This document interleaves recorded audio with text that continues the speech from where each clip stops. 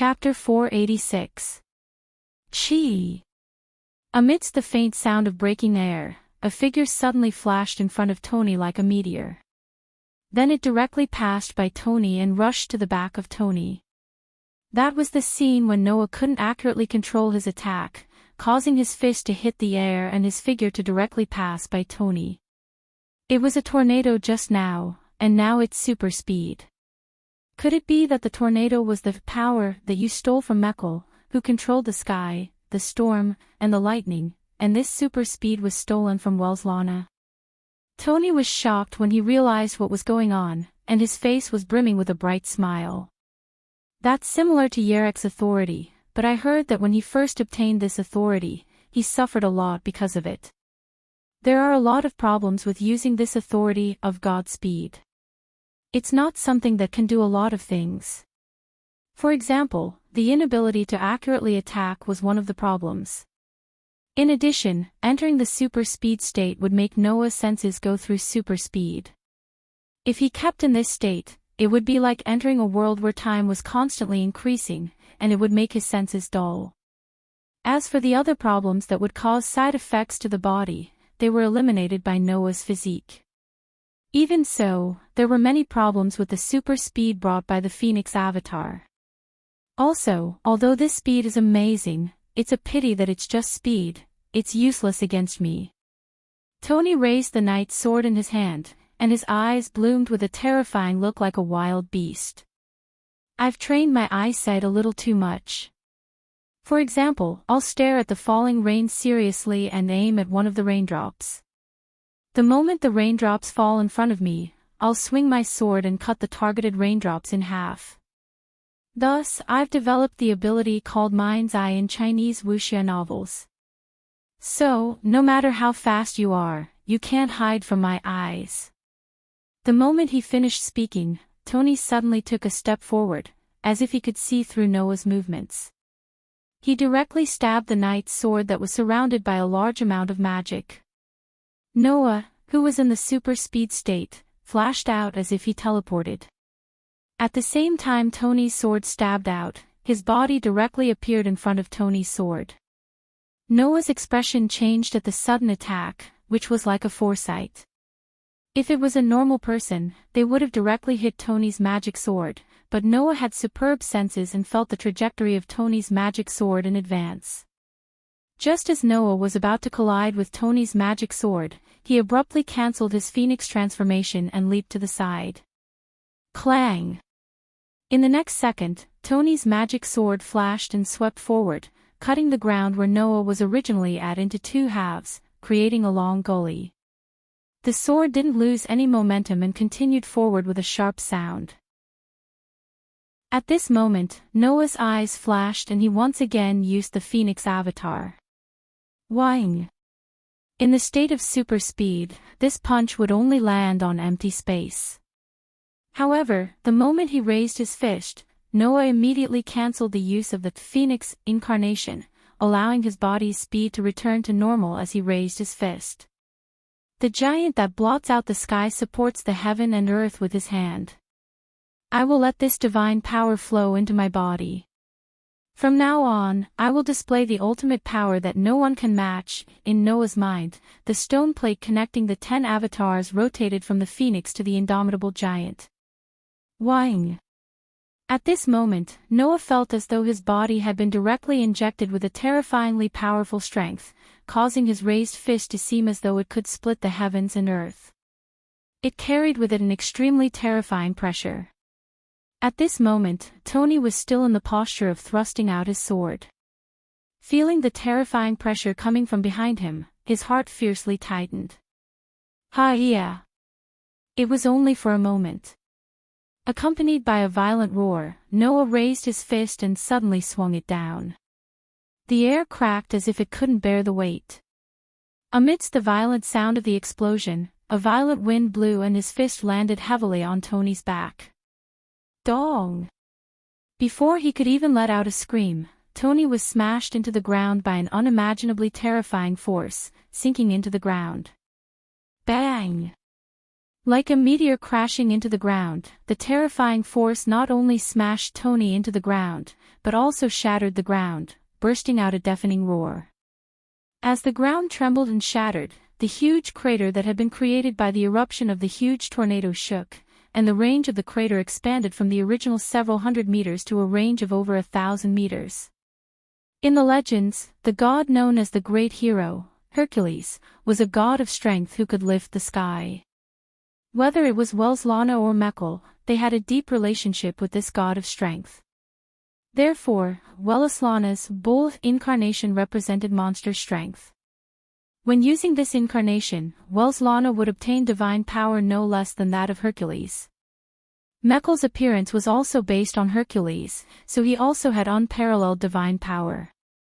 Giant was an incarnation formed by combining Welslana's bull incarnation with Mekl's appearance. When using this incarnation, one could obtain monster strength that was far beyond the limit. Its power was enough to split mountains and rivers. Just like how the incarnation of Storm became extremely terrifying after fusing with Strong Wind and Storm, the incarnation of Giant became extremely terrifying after fusing with Welslana and Mekl's monstrous strength, which gave Noah a terrifying divine power. Of course, it was not enough to lift the sky, but it was definitely enough to split mountains and rivers. At this moment, the violent earthquake phenomenon affected the entire crater that was over 1,000 meters wide and even outside the crater. It was as if a shock wave had shaken the ground, slowly spreading outwards. Buildings began to sway, and some of them even collapsed. In the crater that suddenly expanded to over 1,000 meters, the buildings that were originally in the area also sank into the ground and turned into ruins. With a corner as the center, the entire crater cracked open like a spider web.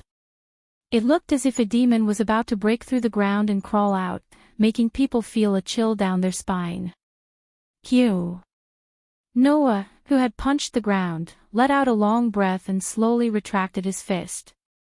At this moment, he felt the superpower flowing through his body and couldn't help but glance at the human-shaped crater in front of him.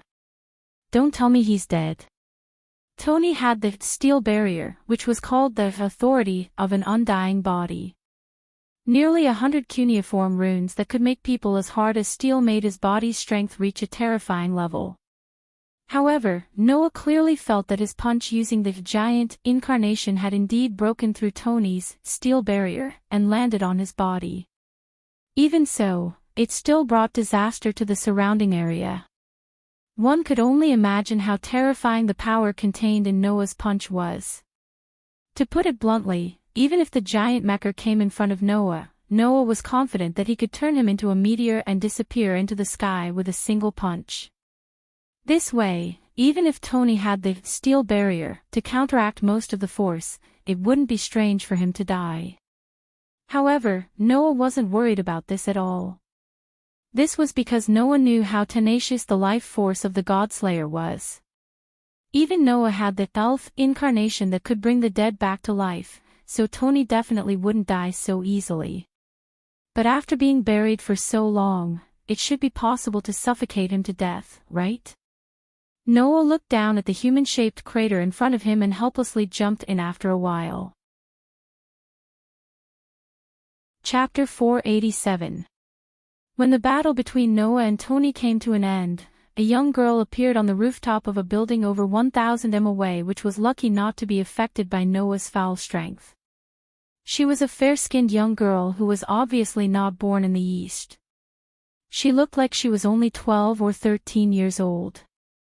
The young girl had blonde curly hair and an extremely beautiful face. She looked like a delicate doll, but she was not childish at all. Instead, she looked mature and coquettish.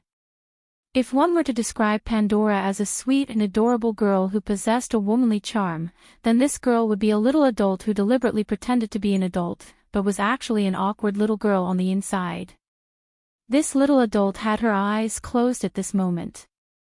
Her body was fluctuating with a faint spell that allowed her vision to leap. She was observing the battle in the center of the giant crater like a clairvoyant. If there was a magician here, then he would definitely be able to recognize that the spell that the girl was using to make her vision leap was the witch's eye magic that only Orthodox witches could use. In other words, this young girl who looked only 12 or 13 years old was the most orthodox witch like Liliana. Through the witch's eye magic, the young girl saw Noah jump into the giant human-shaped crater that was created by attacking Tony. She silently withdrew her spell and cancelled the magic. She opened her eyes and stared blankly at the giant crater in front of her. He has just become a god slayer, and he already has such power. He even defeated the King of Swords. Is this the special thing about killing two of the highest gods before becoming a king of god slayers? The young girl was just muttering to herself, but someone immediately answered her. To be honest, I'm very surprised too. A princess-like girl with an extremely noble temperament and an extremely beautiful appearance appeared out of thin air on the rooftop.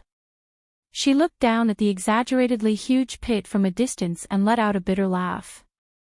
I didn't expect this new king to be able to do this. Sure enough, the kings of god slayers can't be evaluated by human standards. Hearing this, the young girl seemed to have noticed or expected that the princess would appear here. She turned around calmly, lifted the corner of her dress, and bowed to the noble princess who appeared out of thin air. Greetings, Princess Alice. Lord Guinevere seems to be doing very well as well. Alice returned the compliment with an impeccable etiquette and an elegant smile. Since you've come to Italy, why don't you tell Alice first? Isn't it better for Alice to welcome you? It was very strange for a noble lady in her 20s to a young girl who looked only 12 or 13 years old to use honorifics and etiquette.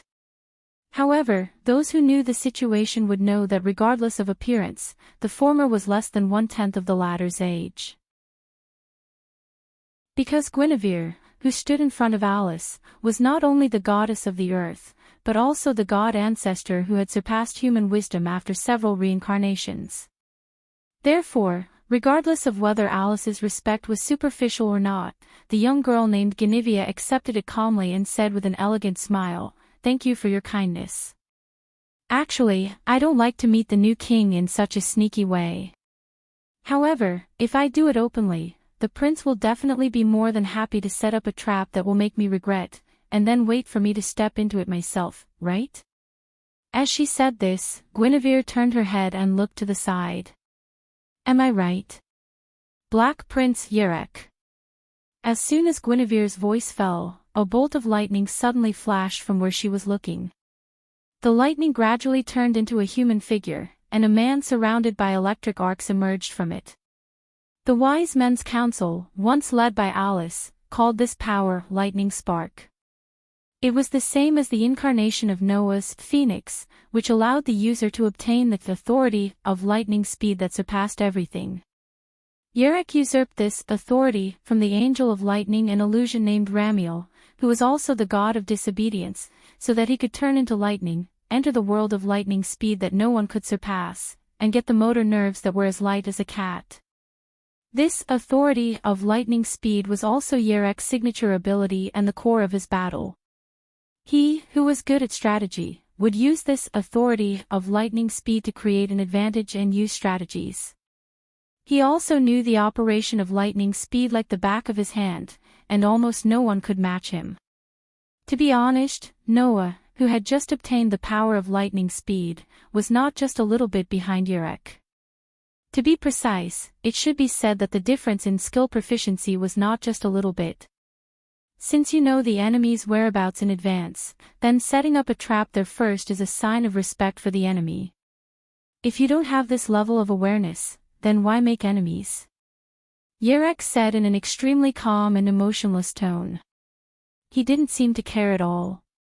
Besides, you're not the kind of person who can't deal with someone without using everything you can, right? Very realistic as always. Guinevere smiled sweetly. You'll make the women around you suffer if you say that. This man's vulgarity is not something that happened in a day or two, Lord Guinevere, Alice said sarcastically as if nothing had happened. So, it's a luxury to expect him to behave like a gentleman. That's right. Guinevere smiled. That's true. Shut up. Yerek's calmness disappeared without a trace in an instant, and his tone became a little rough. Don't use the social skills that you use to deal with women on me." Hearing that, Alice and Guinevere both laughed. The man and the two women were chatting like old acquaintances or even best friends. It seemed that they had a good relationship, but in fact, they were not. The sage council, which Alice once led, was hostile to the royal factory, which was led by Yerek. And Guinevere was the common enemy of Alice and Yerek. In other words, the relationship between the man and the two women here was definitely not as good as it seemed on the surface. They were real enemies of each other. "So, Lord Guinevere, you're here for the new king, right?" Alice deliberately changed the topic and looked at Guinevere with a faint smile. "I don't know if the seventh god slayer can satisfy you." The smile on Guinevere's face froze for a moment, and then she fell into silence. That was natural. She was the goddess of the earth in her previous life, and she was the god ancestor in this life. In addition, Guinevere had been secretly carrying out the plan, so the former goddess was undoubtedly the enemy of all the god slayers, and she also treated all the god slayers as enemies. Now, not only was the seventh king born, but she also had that level of power as soon as she was born. Guinevere was probably feeling threatened, right? A human who can kill a god will become a god slayer, but it is not so easy to kill a god. In the past, there was even a situation where 2 or 3 centuries passed without a single god slayer being born. Of course, there are also situations where multiple god slayers exist at the same time. Guinevere's expression became cold and indifferent.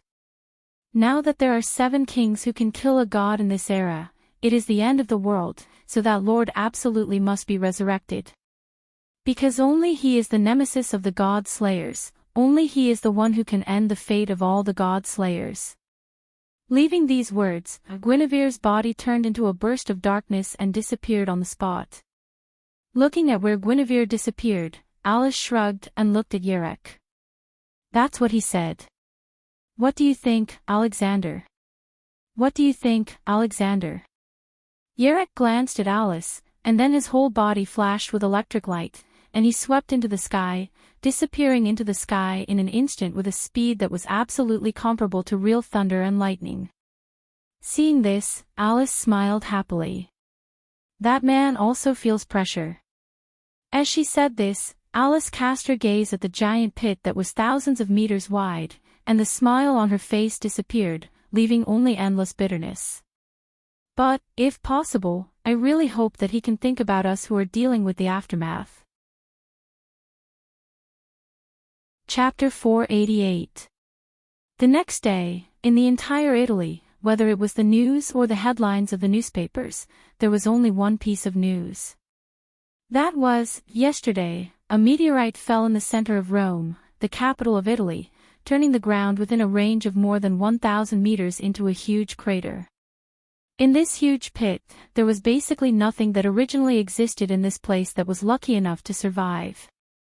Buildings, asphalt roads, cars, and many other facilities were directly turned into dust and debris under the direct impact of the meteorite. Now, only some sporadic traces could be found in the huge crater. It was as difficult as ascending to the heavens to find something intact except for the exposed rock formations on the ground. At that time, if the residents there were still living as before, it would definitely cause the largest catastrophic casualties in history. Fortunately, when the meteorite fell, the astronomical experts discovered the clues in advance and evacuated the people there, so this great disaster did not cause any substantial casualties to the Italian population. However, in order to restore everything in the huge pit to its original state, to the point where people could live again, it was impossible to do so without using years as a unit of measurement. In a restaurant near the so-called meteorite crater, Noah fell into a state of speechlessness as he watched the news that was constantly repeated on the TV in the restaurant. Although fortunately, there were no casualties, it is said that this disaster caused a loss of more than 15 billion euros. Erica, who was standing behind Noah, was also watching the TV, but she seemed to be talking to herself as if nothing had happened. This number is only a temporary statistic. As the relevant work proceeds, it should continue to increase. On the side, although Liliana didn't say anything, a trace of grief appeared on her face, more or less as if she was heartbroken about the losses caused by such a disaster. Of course, Liliana wasn't heartbroken about the huge loss, but her upright character made her blame herself. The factor that caused this huge disaster was right next to me, but I couldn't stop it. Can I still be considered a knight? Listening to the intentional or unintentional sarcasm of Erica and Liliana, the corners of Noah's eyes twitched, and he felt somewhat unnatural. Noah knew that once he fought with Tony, it would definitely lead to some losses, but he originally thought that it would at most be the loss of some buildings. Who knew that it would cause such a huge loss comparable to a meteorite hitting a city directly? Although it was also because it was Noah's first time using the 10 incarnations, so he couldn't control his authority very well. It should be noted that in the duel with Tony, Noah only used the power of 3 incarnations. What's more, the Phoenix incarnation only brought Noah speed that surpassed everything, but it didn't have any destructive power. In other words, Noah only used 2 incarnations to cause this disaster. It was that exaggerated. However, it couldn't be helped. After all, whether it was Storm or a Giant, in terms of destructive power, Noah's 10 incarnations were definitely among the best. After combining the power of Noah, Welslana, and Mekar, the power of the 10 incarnations was much stronger than Welslana's 10 incarnations. There was really no way to cause this situation. While Noah was comforting himself with the excuse of having no choice, the other culprit who indirectly caused all of this was humming a song while drinking wine and eating meat in big mouthfuls. He was having a great time. Watching Tony, one of the culprits, still doing whatever he wanted while the TV in the restaurant was still broadcasting the news about the meteorite disaster, Erica was speechless at once while Liliana looked like she had given up on herself. Because they had been with Noah for a while, Erica and Liliana both knew that Noah was different from other god slayers. They more or less had some common sense, so Noah would still listen to what they said. However, even if Doni destroyed the whole of Italy, this idiot would still be singing and living a carefree life, not to mention a meteorite-level disaster, right? In this case, what's the use of saying more? Even Noah narrowed his eyes like a dead fish and sighed helplessly. Why didn't my punch kill you at that time? Noah's punch directly broke Tony's steel barrier. To be honest, if Tony had taken the full blow with his flesh and blood, even if the bones of a god slayer were comparable to the hardest metal in the world, he would still be dead. The problem was that Tony didn't take the full brunt of the punch. No. Didn't I say that I almost thought I was going to die at that time? Tony said in a relaxed tone that was not at all like he had just encountered a life-threatening situation yesterday. If I hadn't used my power of desperation when you punched me, I would definitely be dead now. Tony had killed 4 gods in total, so he possessed 4 powers. During the battle, Tony had mentioned that apart from the rending silver hand and the steel barrier, one of his other 2 authority was completely useless in battle, and the other was only used when he had to put his life on the line. Yesterday, Tony had used his power of desperation when Noah punched him. After that, the Sage Parliament called this power of Berserk God. It was the power of desperation that Tony had usurped from Dionysus, the god of wine in ancient Greek mythology. And the power of desperation that can strengthen or activate all mystical powers and make them go berserk. Noah could not help but murmur. Because when you use it, it will affect you as the user, making you unable to control your own power of desperation. That's why you said you would only use it when you need to put your life on the line, right? That's right, Tony said heroically as he chewed on a piece of meat. Although my silver hand and steel barrier are very powerful, sometimes there will be a troublesome god of disobedience that even these 2 powers cannot handle. Usually, I would use this power of desperation to make everyone within a certain range unable to use their mystical powers. They could only fight me with their swords. This is also my last chance of victory, so I can only use it when I need to put my life on the line. When Noah's fatal punch was about to hit Tony, Tony used this authority to make Noah's giant incarnation enter a state of uncontrollable state. Thus, when the giant form went out of control, Tony had relied on the steel barrier to withstand the blow.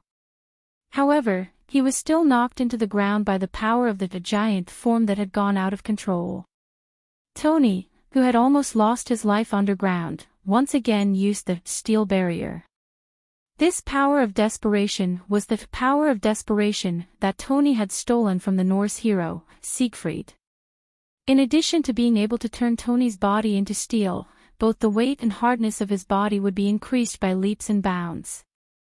The steel body also allowed Tony to not be suffocated or afraid of low temperatures and enter a state of suspended animation. Tony, who had entered a state of suspended animation, managed to survive the crisis and only woke up this morning. He was full of energy again. But you really are a scary guy. Even when your power of desperation is out of control, you were still able to break my steel barrier and make the ground look like that. Tony said heartlessly. Undoubtedly, that power of desperation has many problems, but you were able to find a way to solve them in an instant and catch me off guard. You're really something.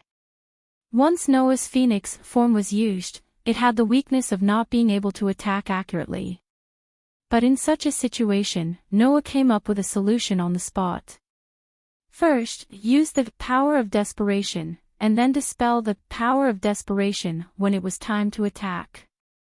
This way, not only could he perfectly unleash his power of desperation, he could also use his power of desperation to attack. Undoubtedly, you have only defeated 2 gods. How can you have 3 powers? Tony asked doubtfully. Tornado, power of desperation, and divine strength. How did you do it? Chapter 489. As long as one was in the magic world, they had already received the information that Noah had killed Welslana and Mekkel and had become the 7th godslayer. However, no one knew what kind of authority Noah had obtained after killing these 2 gods. But there was no doubt that Noah had killed 2 gods, so he should have obtained 2 authorities. This level of speculation was still very easy to come by. After all, for a long time, every god slayer could only usurp one of the powers of the disobedient god after killing it. Noah had killed 2 gods of disobedience at the same time, which meant that he had usurped 2 authorities. This matter had long been confirmed in everyone's mind. However, when dealing with Tony, Noah had used 3 abilities. He had summoned a tornado that was comparable to a natural disaster. He had obtained a speed that surpassed everything. The power was enough to split the mountains and rivers. 3 abilities. That's 3 authorities, right? Tony was more and more confused. Why do you have 3 authorities? Hearing this, Noah was about to answer, but Erica, who knew Welslana better than the idiot Tony, muttered to herself for a moment, and then spoke out her guess first. The Demon King of North America, John Pluto Smith, defeated the god of disobedience, named Excalibur, and usurped the authority called super transformation. That's the authority that allows one to transform into various forms and exercise the ability that can only be used in that form. Liliana seemed to have the same guess as Erica. And the undefeated god of war Welslana of ancient Persia also had the power to use 10 avatars and 10 abilities. To be able to use more than 3 abilities, the king should have usurped the authority similar to the Demon King of North America, right? The authority that summoned the tornado should be the power of the god King Mekkel. After all, the god king was the god of the sky who controlled the storm. Although Welslana had the avatar of the strong wind, he was not that strong and could not control the sky. But the king controlled the sky that day. Erica said. As for the authority of the super speed, it should be the power of Welslana's Phoenix avatar and the Bull avatar. Am I right? I've heard about the authority of the guy who lived in North America, but I never understood it. Tony scratched his head that could not store much energy and asked. Is it possible to get so many abilities from a god? It is possible, but it also means that there will be a lot of strict restrictions. Liliana answered Tony's question honestly. I heard that when the Demon King of North America uses the super transformation, not only does he need to offer a designated sacrifice for each avatar before he can use it, but after every avatar is used, he can't use it again for 7 days. If the king also usurped a similar authority from Welslana, then there will be various restrictions when and after using it, right? Erica smiled brilliantly as if she had great confidence in her statement. Although I don't know if the king has all 10 avatars of Welslana, the more avatars there are, the more restrictions there are. For example, the avatars can only be used under certain circumstances. After using them, they can't be used for a period of time. There might even be side effects. Oh, I see. You can do that. Tony was enlightened. Immediately after, he looked at Noah with excitement in his eyes. In other words, you have other avatars' powers that you haven't used yet? Seeing how Tony, Erica, and Liliana summarized his authority in such a short time, Noah was stunned and did not know whether to laugh or cry. Should he say that he was too smart for his own good? Never in their wildest dreams would the three of them have thought that Noah possessed not 2, but 1 authority. However, that was a foul authority that was born after fusing with Noah's own power. Whether in terms of power or practicality, it was comparable to 10 authorities. Of course, the three of them would never have thought that because of Noah's domineering physique, all the powers of Welslana and Mekl were absorbed by him, eliminating all restrictions. Now, instead of saying that Noah was using his authority as a god slayer, it was better to say that he was using his authority like a god of disobedience. After all, if these powers were his, of course, there would not be so many restrictions. Wasn't Welslana also able to use 10 avatars at will? Noah was in a similar situation. Well, that was good too. Since Tony, Erica, and Liliana all thought that Noah's authority was like that, Noah did not have to explain too much. Moreover, this was no obstacle to answering Tony's question. You're right. I still have many avatars that I haven't used yet. Noah admitted readily. I do have 10 avatars, and at least half of them have not been used yet. This sentence first made Erica and Liliana look at Noah differently. More than half of his avatars had not been used yet. More than half of his avatars had not been used yet, and he had defeated the King of Swords of Italy, who had even used his authority. If he were to use the rest of his avatars, how strong would the 7th God Slayer be? This person had just become a God Slayer less than 3 days ago. Tony's eyes flashed with the joy of a war-crazed warrior. Very well, then let's fight again. Let me see all of your avatars. As soon as this was said, the first one to react was not Noah, but Liliana. Please stop fooling around, Ching. Liliana shouted loudly, pointing at the TV as if she had lost control of her emotions. Look at what you've done. Why are you still fighting? Everyone in the cafeteria was stunned by Liliana's sudden shout. They looked at her with a strange expression on their faces. Lily, Erica said as if she had a headache. I know you're a righteous girl, but you don't care about anything when you're agitated. If possible, I really hope you can change a little. Only then did Liliana react. Her pretty face was flushed red, and she quickly bowed and apologized to the people around her. Only then did she get rid of the strange gazes of the people around her. Salba Lei Ching. Perhaps it was because she was too ashamed and angry. The way Liliana looked at Tony had become unscrupulous and had a murderous aura. If you continue to mess around, I'll inform Andre and ask him to take you back. Ugh. Tony was speechless. Forget it, we've already fought once anyway. It's better to leave the outcome of this battle to the next one. Anyway, my best friend is my lifelong opponent. I've already realized this kind of thing. If we're in a hurry to decide the outcome, it will make our lives boring in the future. After saying that, Donnie's expression suddenly became cheerful, and he said to Noah, "Oh, right. What do you plan to do next? If I remember correctly, you don't have anywhere to go, right?" "You rascal, you remember such unimportant things quite clearly." Noah's mouth twitched, and then he sighed and said snappily, "Why? Is the King of Italy going to chase me out of his territory? How can that be? If you want to stay here, you're welcome," Donnie said straightforwardly. Then, he rolled his eyes and chuckled. "Actually, I have something here that I've been hesitating about whether to do or not. Since you're free, why don't you join me and join in the fun?" When they saw the mysterious look on Donnie's face, not to mention Noah, even Erica and Liliana instinctively became vigilant. "Ching," Erica said bluntly. "Don't tell me you're thinking of doing something that might lead to serious consequences again."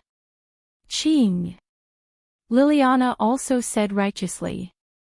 "If you're planning to do something again, I'll bet everything about Liliana Kranikar that I'll stop you." Well, don't be nervous," Donnie said with a smile. "I won't do anything." However, looking at Tony's smiling face, Noah, Erica, and Liliana all understood what was going on. This guy was definitely plotting something. Chapter 490.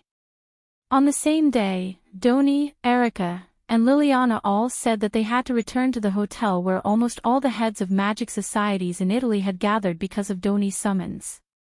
The entire process from Donnie's summons to Noah killing Lana and Mekker to the battle with Donnie seemed complicated, but in fact, it was only less than 10 days. In less than 10 days, Donnie had been waiting in the hotel for Noah to become the God-Slayer, and for Noah to come back and fight with him. And since Donnie continued to stay in the hotel, the heads of the magic societies in Italy that had gathered because of Donnie's summons naturally couldn't leave in a hurry. At the very least, no one had the guts to turn around and leave without the permission of the King of Swords. It was also because almost all the heads of the magic societies in Italy had gathered in the same hotel that Donnie declared in a very high-profile manner that he wanted Noah to become the God-Slayer, to fight with him. When the news of Noah's success in slaying the god spread, the news of the birth of the seventh king spread all over Italy. If it weren't for the heads of the magic societies in Italy staying in one place and Donnie's unusually high-profile declaration that attracted everyone's attention to Noah, the news of Noah becoming the God-Slayer wouldn't have spread so quickly. Hence, while Paul, Andre, and the others were still at the hotel, Donnie, Erica, and Liliana naturally had to return to the hotel first. On the way, Donnie also forcibly brought Noah back to the hotel with him. Both Electra and Liliana were on full alert at this moment. The two girls didn't forget that Donnie was planning to involve Noah in it. Italy had suffered losses of more than 15 billion euros because of Noah. If Donnie, a simple-minded fool and troublemaker, was allowed to run around with the new king who had extraordinary strength, the world might really be doomed. Therefore, Erica and Liliana kept an eye on Noah almost the entire time, not giving Donnie any chance to get close to Noah.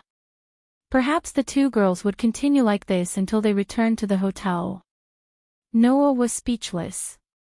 Why were they all treating him like he was a troublemaker? Since Noah knew that he was too powerful, he would naturally pay attention to himself and not cause such exaggerated losses, right?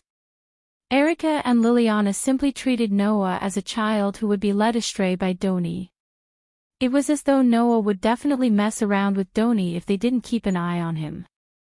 How could Noah not be speechless? If it were any other time, Noah would have slipped away long ago after being watched like a prisoner. But since Erica and Liliana were watching him, Noah had no choice. After all, when he was in Sardinia, Noah relied on Liliana's spirit vision to know the true body of the god of disobedience that he had to kill. And because of Erica and Liliana's knowledge, after learning from the two girls that Lana had the incarnation of the white horse, Noah thought of using the black tea to plunder this power and cause the final blow, allowing him to succeed in killing the god. If it weren't for Erica and Liliana, it was really unknown whether Noah could succeed in killing the god. In addition, Erica and Liliana saved Noah, who almost fell into the sea. After saving Noah's life, Noah didn't really escape and allowed the two girls to watch over him all the way back to the hotel. Kings.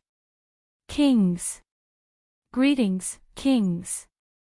As soon as they returned to the hotel, the people in charge of the Italian magic associations who were still in the hotel all came out to greet Noah and Doni as if they were VIPs.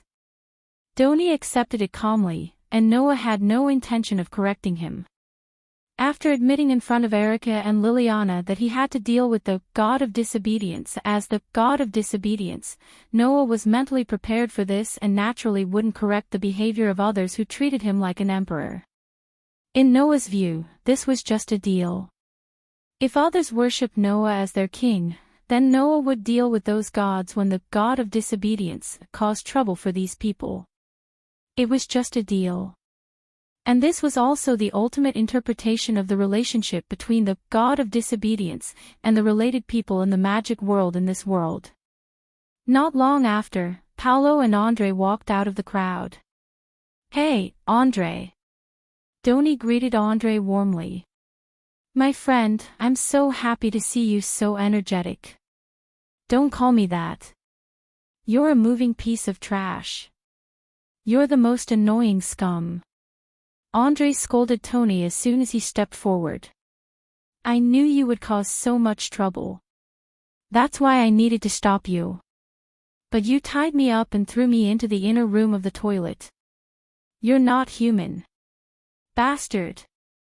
Upon hearing this, Noah, Erica, and Liliana finally understood what ridiculous things Doni had done in order to fight Noah. But if they thought about it carefully, it made sense. Knowing that Noah had become a god of disobedience, Doni couldn't wait to fight with Noah. It was impossible that Andre didn't know how much trouble a head-on conflict between the two kings would cause, and it was impossible for him not to stop it. But in the end, Doni tied Andre up, threw him into the inner room of the toilet, and then rushed out to look for Noah. At this moment, everyone, including Noah, looked at Andre sympathetically. Being the butler of such a troublemaker in human form, Andre would probably suffer from mental weakness, dementia, and depression for the rest of his life. "How pitiful, uncle." Erica bowed to Paul. "Erica Browntree has returned safely. It's good that you're back." Paul looked at Erica with satisfaction. "I've heard about your performance. If possible, I really hope you haven't heard about it, uncle." Erica sighed. This time, Erica Browntree, didn't have the chance to be active at all. As expected, even the Lord is jealous of my talent and depriving me of the opportunity to express myself. Erica was as self-righteous as ever. "This is your first time facing a real god. It's amazing that you can do this. I heard that you also saved the king. That's a great contribution," Paul comforted with a wry smile and nodded to Liliana. "Thank you for your hard work, Miss Liliana." "No." Liliana replied seriously. "It's my duty as a knight. All in all, both of you performed well. Everyone can see that, so there's no need to compare. Besides, being able to witness and even assist in the birth of the seventh king is something that others can't even dream of." After saying that, Paul turned his head and looked at Noah. He performed a noble knight salute, which he had never done before. "I, Paul Browntree, send my greetings to the seventh king. My apologies. Compared to being angry at this idiot, greeting the new king is more important." Andre's expression tensed up as he bowed to Noah. "King, please forgive my negligence." "You didn't neglect anything," Noah waved his hand and replied casually. "Although I'm called king by you, I've only been king for less than 10 days. In the eyes of other God slayers, I'm just a novice, a rookie, and a kid. There's nothing to worry about. No, you were able to successfully kill 2 of the highest level gods at the same time before becoming a king. After becoming a king, you directly defeated the King of Swords of Italy. The king's power is evident, Paul said solemnly and immediately smiled bitterly. So, I've seen your power and understood the king's power. I beg the king to show mercy while you're still in Italy. Hearing that, Noah smiled wryly. Paul must be referring to the so-called crater, right? As the commander-in-chief of Italy's leading magic association, Noah couldn't understand the fear of seeing a person who could create such a disaster at any time running around. Even the heads of the other magic associations around looked at Noah with awe and fear. They begged Noah to let go of the territory they were in charge of, which made Noah speechless. Is it necessary? Chapter 491. Late at night, at this time, except for some night owls who specialized in moving at night, most normal people had already fallen asleep. In an extremely luxurious room, Noah, who was lying on the bed, suddenly opened his eyes. He got up, took his clothes down from an extremely luxurious hanger, put them on, and went to the window. Looking up at the bright moon hanging high in the sky, Noah's face couldn't help but soften.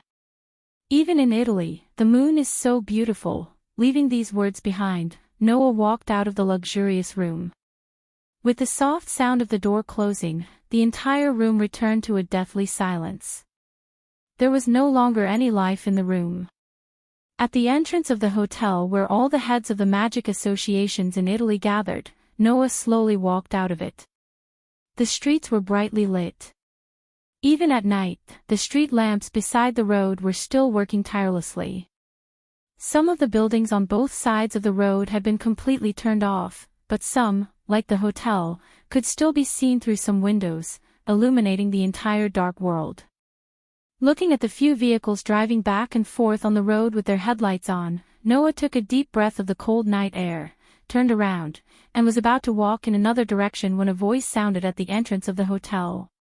"It's so late, where are you going instead of resting in your room, Your Majesty?" Erica and Liliana, who were dressed as neatly as Noah, appeared at the entrance of the hotel. Erica looked at Noah with her usual confident eyes while Liliana's expression was as solemn as a sculpture. However, both of them fixed their eyes on Noah and didn't leave him. Noah was puzzled. "Why are you here?" "Of course we noticed that Your Majesty left the room," Erica said bluntly. "Don't you know that Lily and I are living in the 2 rooms next to yours, Your Majesty?" "Is that so?" Noah was even more puzzled. "Then why are you living next to me?" "Your Majesty, please don't ask a question you already know the answer to. How can we not look after Sarbarat when he wants to take you to do something stupid?" Liliana sighed. "We really don't want to see another disaster like the last one. Please forgive us, Your Majesty." "I understand what you mean." Noah shrugged. "That's why I left, isn't it?" Erica and Liliana were both stunned and shocked. "Left?" Erica said in surprise. "Your Majesty, are you leaving this place?" Hearing Erica's question, Noah asked in return. "Is there a reason why I have to stay here?" Erica was speechless. "Although I don't know what that idiot is planning, with his brain capacity, he's probably planning something stupid that ordinary people can't come up with, right?" Noah curled his lips. "The last duel was because that idiot helped me slay a god, so I accompanied him. But this time, I don't want to continue accompanying him. Besides, Italy is also that idiot's territory, so it's normal for me to leave, right?" Tony seemed to be planning to involve Noah in his plan. As for that idiot, not only would he not be discouraged if Noah beat him up, he would also be more than happy to draw his sword and fight with Noah. If Noah scolded him with that idiot's personality, he would definitely do his own thing and would not listen to others' advice. In that case, Noah might as well leave. In that case, no matter what that idiot planned to do, it would have nothing to do with Noah and he wouldn't be involved in it. But Liliana couldn't help but step forward and ask hurriedly, "Where do you plan to go?" Upon hearing her words, Noah twitched his brows. "Why? Do you intend to continue monitoring me?" This time, even Liliana was at a loss for words. How could Erica and Liliana's little tricks hide from Noah?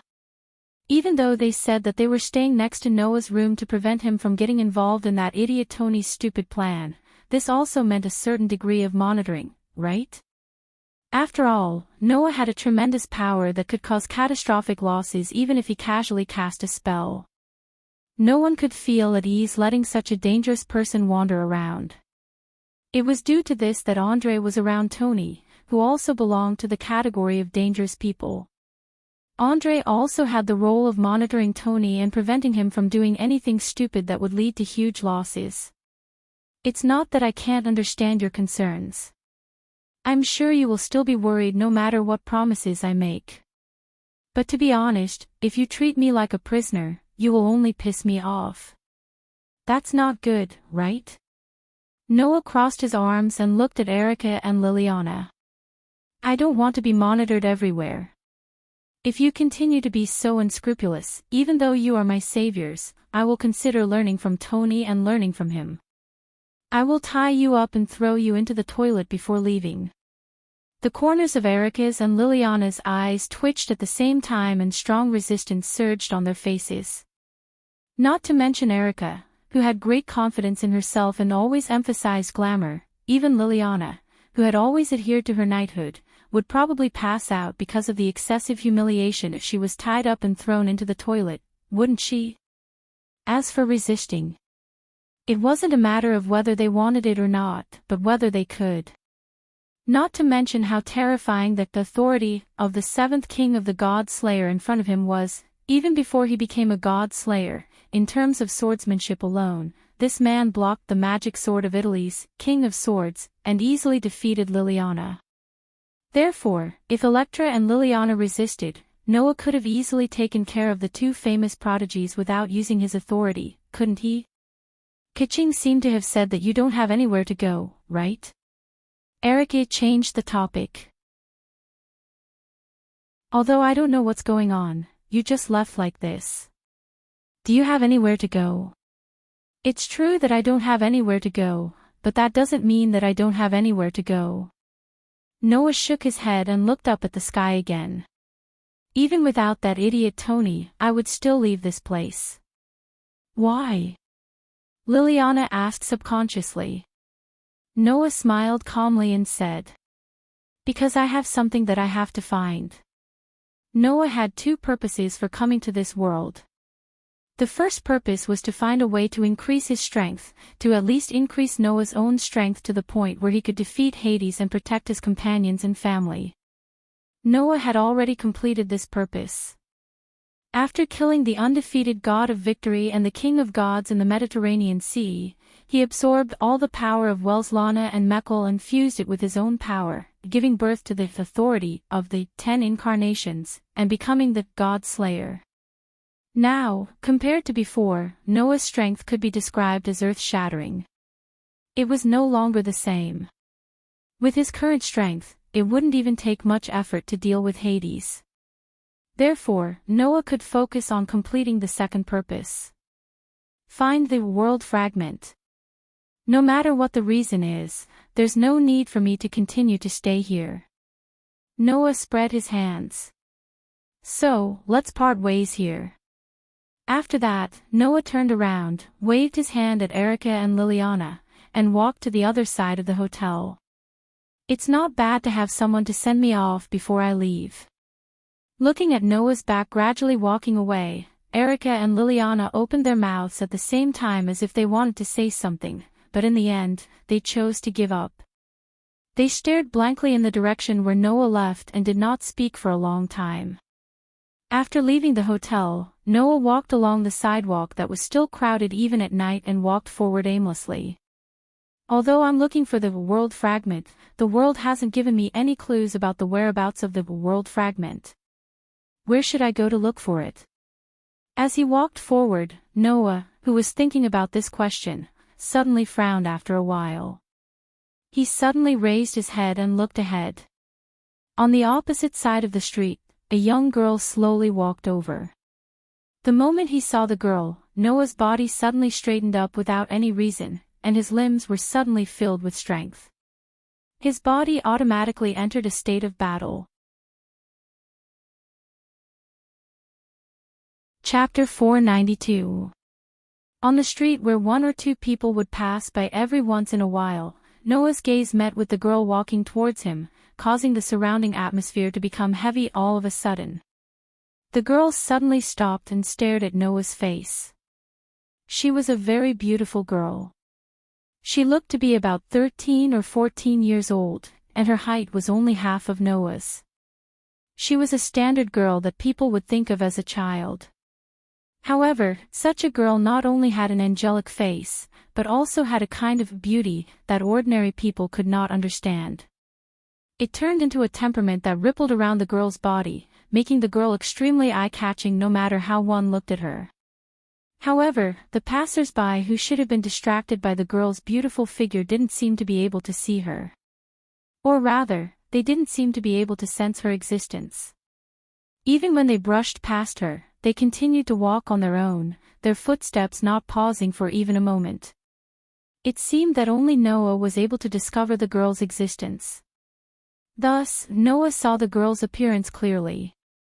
For example, the silver hair that was not too long or short, as if it had melted into the moonlight.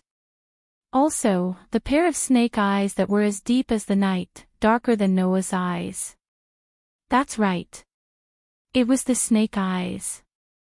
From the girl's eyes, Noah clearly saw that for a moment, the other party's eyes were like the eyes of a snake, and a flash of light in the night like the eyes of an owl. Looking at this incredibly beautiful girl, feeling that his body had entered a state of readiness for battle in an instant, filled with power, and entered a better state than when a human was stimulated by adrenaline, Noah could not help but smile bitterly. Sure enough, I can't stay idle. Why did his body suddenly have such a change? Because Noah met an old enemy. He met the enemy of every God Slayer. God. To be more precise, it should be called the God of Disobedience. The God of Disobedience that appeared on the ground stared at Noah with eyes that seemed to condense the entire night. After a while, a very clear but emotionless voice sounded from her body. To be able to meet an enemy in such a place, this can be considered a karma between you and me, right? God Slayer and God of Disobedience. These two existences that surpassed human beings and were enemies of each other originally had an inseparable karma.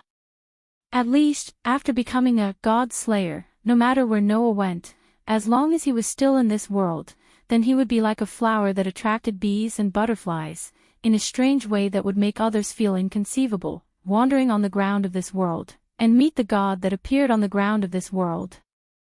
This was fate.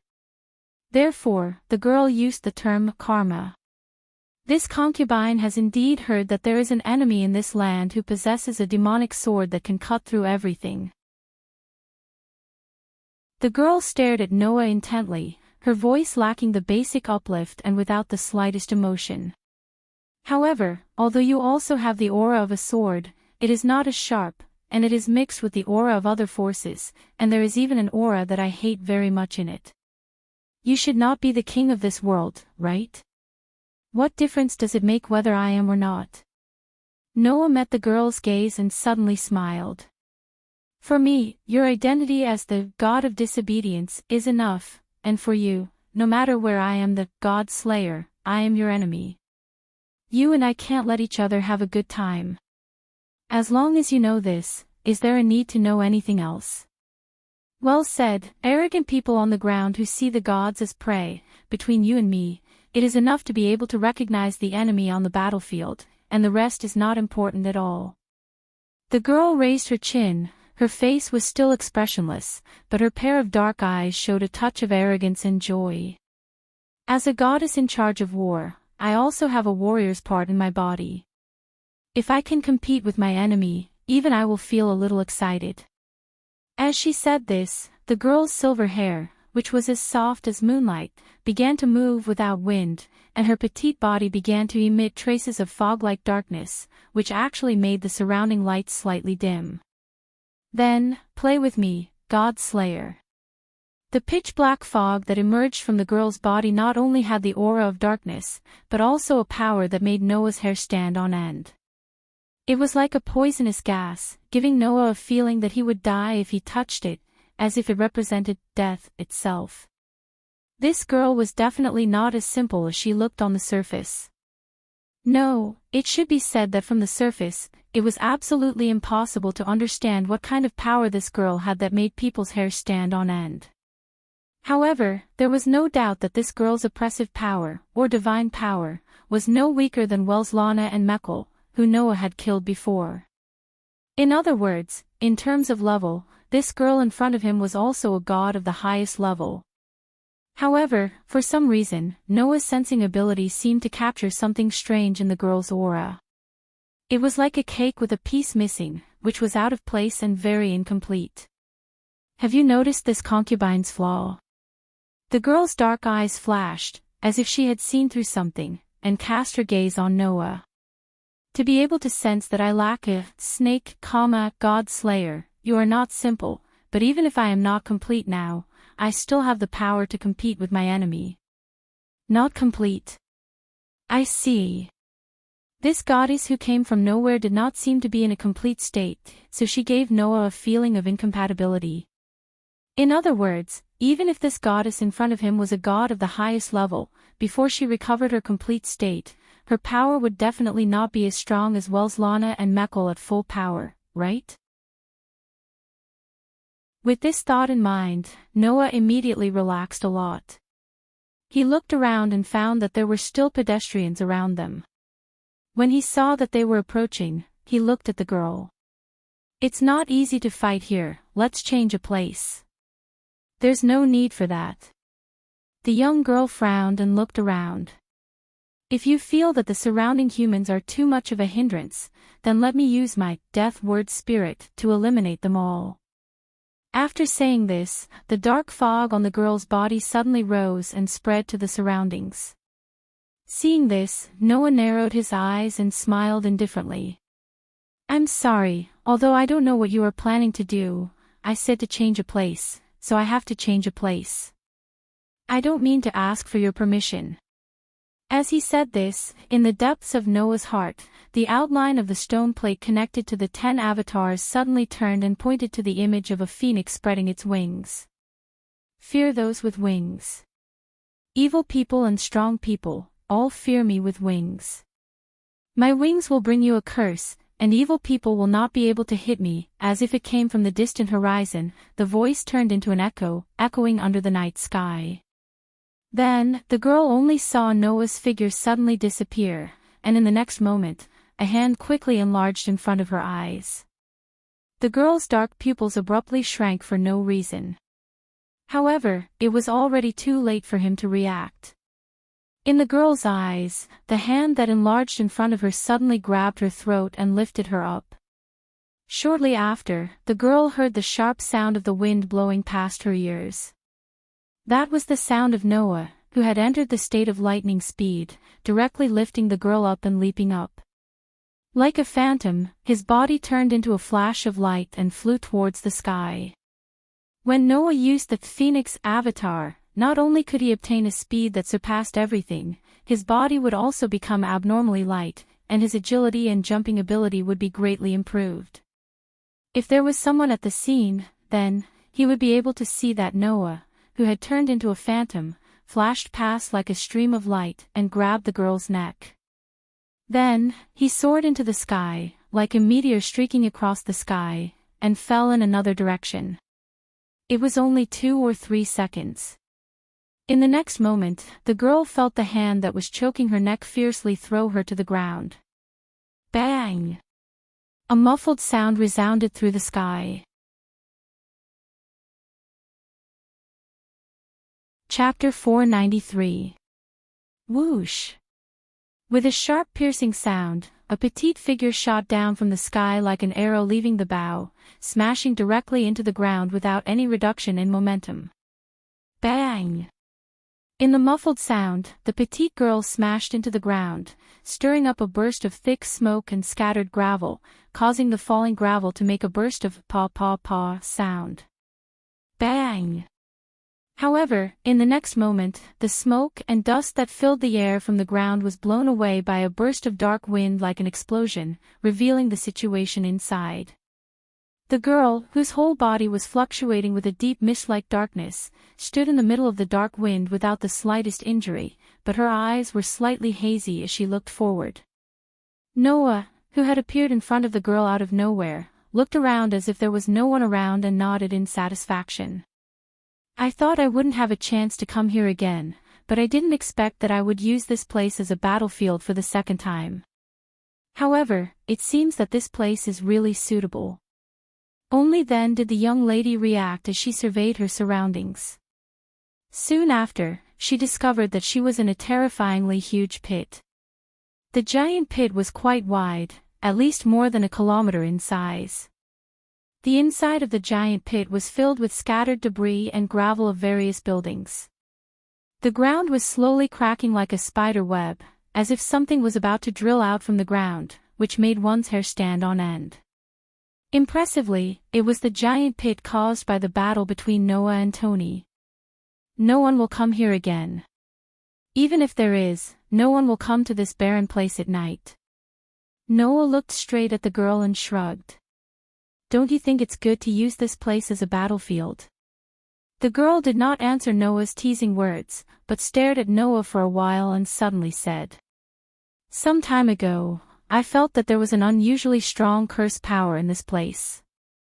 I was originally looking for a snake, but I became interested.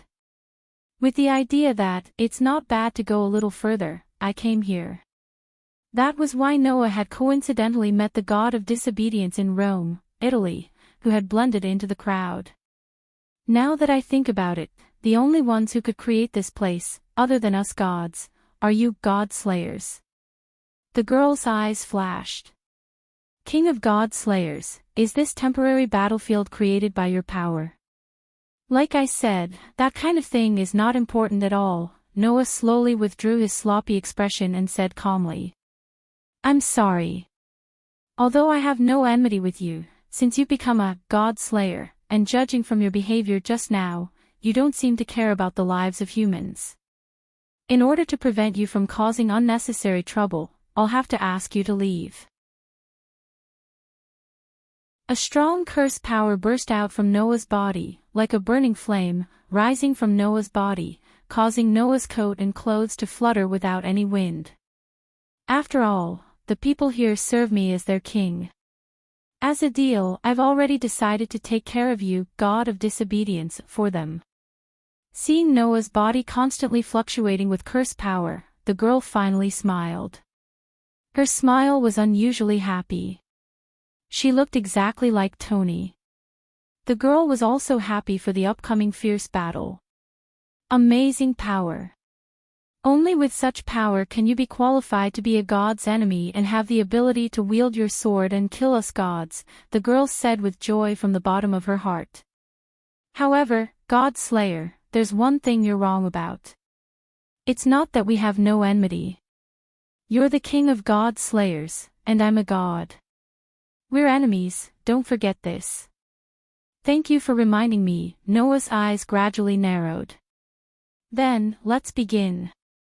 The moment the words fell, the atmosphere in the huge pit suddenly exploded like a volcanic eruption. Just when Noah was about to make his move, the girl's face suddenly stiffened. She suddenly turned her head and looked at the other side of the night sky. This feeling, seeing the girl suddenly turn her head and look in another direction, the oppressive aura on her body suddenly stagnated and showed signs of decreasing. Noah frowned. What are you doing? The girl ignored Noah and just stared blankly at the other side of the night sky.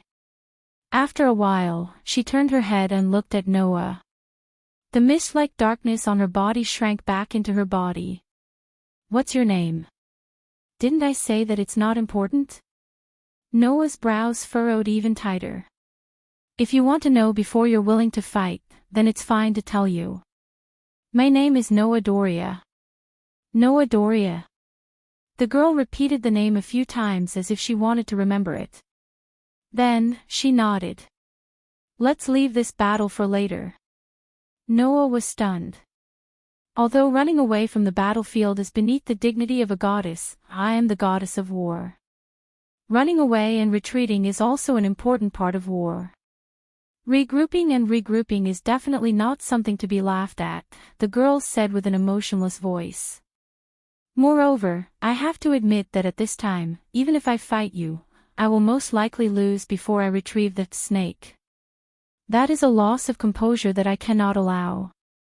So, let's wait for me to recover my complete Trinity form before we fight again. After saying that, the girl's petite body was gradually covered by a layer of darkness that emerged from the ground. Only a pair of dark eyes stared straight at Noah, rippling with dense darkness. Finally, let me tell you my name.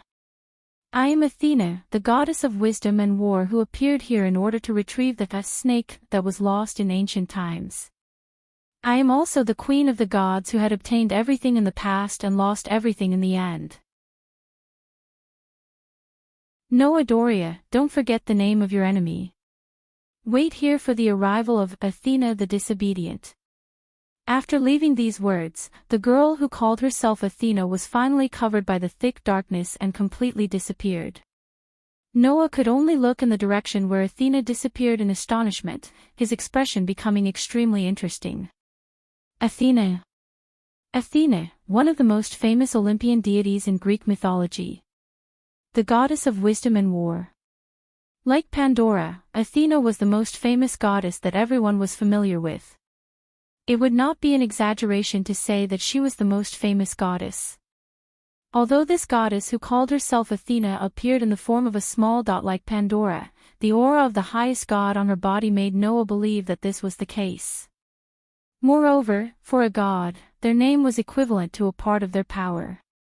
This was because the essence of a god came from mythology, and the most basic factor that formed a myth was naturally their name.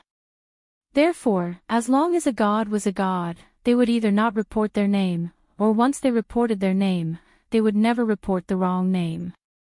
This was certain.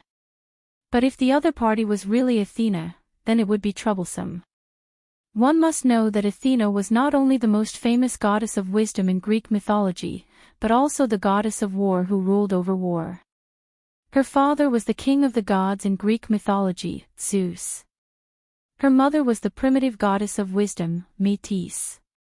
No matter which one, they were extremely famous gods. Do I have to meet such a famous god every time? Noah's frown deepened. Moreover, she said that she was the queen of the gods who had obtained everything and lost everything in the past. She also said that she was incomplete and had lost the snake. What is this snake? Also, what is the form of the Trinity? The more Noah thought about it, the more puzzled he became. It could not be helped. Although Athena was super famous, she was only famous in name. As for the core of the myth that formed Athena, if one did not really study it, it would be impossible for most people to know about it. With this thought in mind, Noah closed his eyes slightly and fully activated his sensory ability, bringing everything around him into his control. The entire range of his sensory ability was clearly reflected in Noah's mind, giving Noah pieces of information and information. Not long after, Noah felt a trace of aura. He opened his eyes and used the phoenix incarnation. His body was like a phantom, like a mirage, and disappeared. Chapter 494. When the sky was bright again, Noah had re-entered the city and came to a restaurant. This was a small restaurant that was not very luxuriously decorated. It was a small restaurant that belonged to the general public. It was not very high-end. Even ordinary civilians could order food here without any scruples. Now, the sun had just risen, and there were only a few customers in the restaurant. They seemed to be office workers who were rushing to work and were eating breakfast here. However, these people were not in a hurry. They were all wearing casual clothes and eating breakfast with a leisurely look. At this time, these people were eating breakfast leisurely while watching a TV placed in the restaurant. The TV was broadcasting the news. Moreover, it was the same as yesterday. The news reported that a meteorite had hit the Italian capital, Rome, causing a huge crater and a huge loss of more than 15 billion euros. Noah helplessly looked at the news that had been reported countless times. He immediately walked into the restaurant, found a seat, and sat down. The waitress who came out to greet him was a 17 or 18-year-old girl. If Noah did not understand Italian, he might be troubled at this time. Unfortunately, Noah was very proficient in the languages of the world. Not to mention speaking, even writing was not a problem. Moreover, after becoming a God Slayer, Noah also gained a very special ability. It was a special ability that all God Slayers had. It was called 1,000 Languages, and it allowed people to learn the secrets of magic in any language in just a few days. It was a secret technique that could only be learned by magic experts who had studied magic for many years and had comprehended the profound meaning of the spirit of language. Once one became a God Slayer, this secret technique of 1,000 words would be engraved into the body of the God Slayer instinctively. Others may spend a lifetime to understand magic, but once a God Slayer succeeds in killing a god and reincarnates, they can automatically learn magic. This made Noah wonder how many times he cheated. However, thanks to this ability, at least in the future, Noah did not have to worry about language problems, even if he went to a world that was not set in modern times. As such, to Noah, the problem of language did not exist anymore. So, Noah quickly ordered a cup of coffee to wake up his slightly tired mind because he didn't sleep all night. He looked at the menu and ordered spaghetti and a sandwich. The spaghetti and sandwiches were freshly made, and so was the coffee. It was said that pouring a large amount of sugar into the coffee was the way Italians drank coffee. It was said that the taste of coffee would be very strong, sweet, and fragrant. Back in Sardinia, Erica had said more than once that it had to be drunk this way to taste good. However, Noah preferred to drink black coffee without any sugar. Noah didn't like things that were too sweet. Instead, he had a special liking for salty flavors.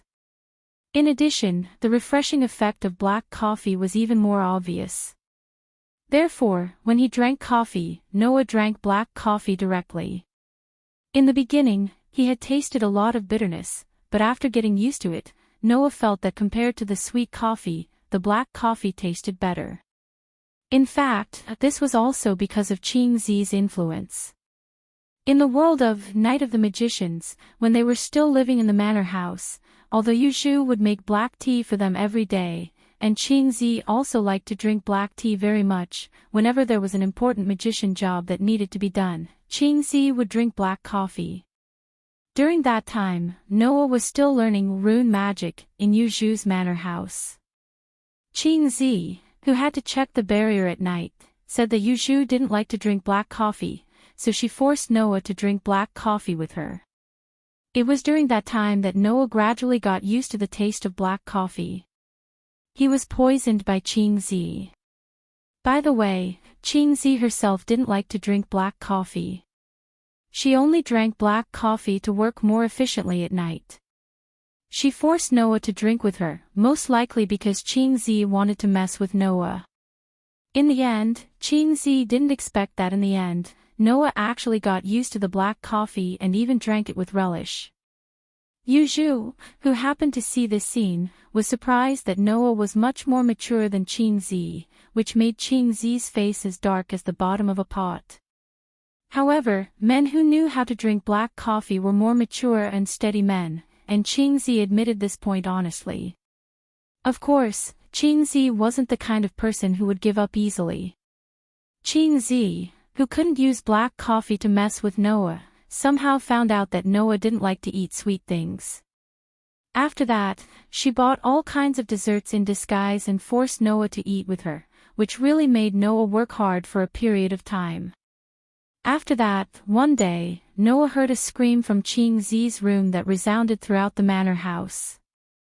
After that, Noah found out that because Ching Zi had been eating all kinds of desserts in disguise, she seemed to have gained a lot of weight because of the excessive calorie intake. Therefore, people like Ching Zi were the type of people who harmed others would eventually harm themselves. Noah couldn't help but chuckle at the thought of the past. He finished the black coffee in his hand, and after ordering another cup, he began to ponder while munching on his sandwich. Following Athena's scent, Noah came to this place. However, he didn't know if it was because the sun had risen, but the dark scent on Athena's body that he had been able to sense suddenly disappeared, which made Noah unable to continue tracking her. However, Noah was certain that Athena was in this city.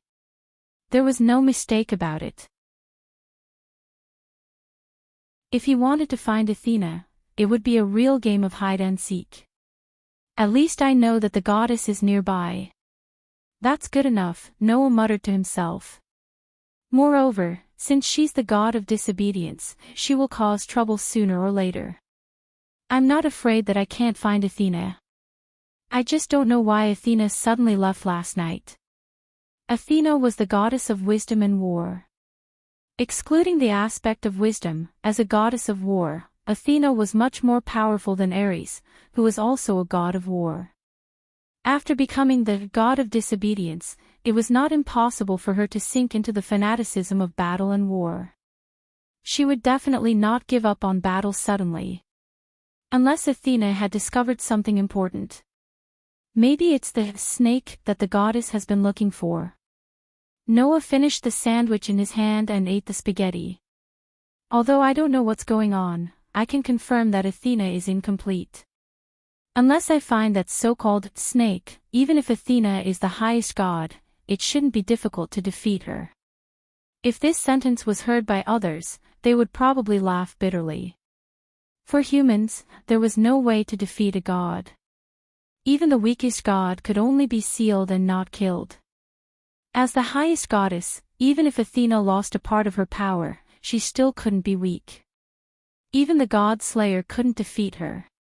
Noah said that it wouldn't be difficult for Athena to defeat the god slayer, which didn't sound like a god slayer who was born less than 10 days ago. But Noah's physique was so foul. He absorbed the power of the highest god, the god of victory, and the king of gods, and combined them with his own power to derive the power of the 10 incarnations. Noah's power leap was too exaggerated. It was not an exaggeration to say that he reached the heavens in a single bound. So, the real foul was Noah's physique. Compared to this overbearing physique, Noah's power was nothing. At this moment, the door of the restaurant opened, and 2 people wearing black cloaks walked in from the outside and sat in the corner. These 2 people dressed so suspiciously came to the restaurant, but they didn't attract any attention at all. Only the waiter staggered over as if he was sleepwalking and accepted their orders with blank eyes.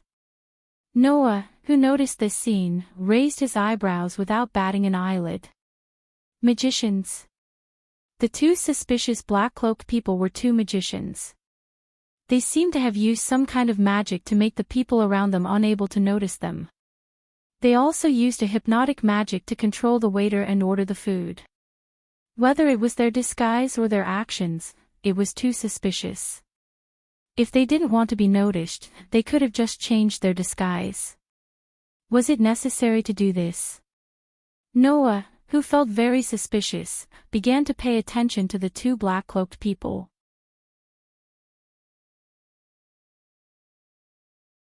Chapter 495. In the presence of 2 very suspicious black-robed men, the office workers in the restaurant were still watching TV and eating breakfast, and they didn't realize that there were 2 aliens among them. The 2 aliens seemed to have said something to the waiter with blank eyes, and then the waiter staggered away again, probably in this state to prepare food for the 2 black-robed men. Then, the 2 black-robed men talked to each other as if there was no one else around. The people from the headquarters should be almost here, right? If they rushed here overnight, they should be here soon.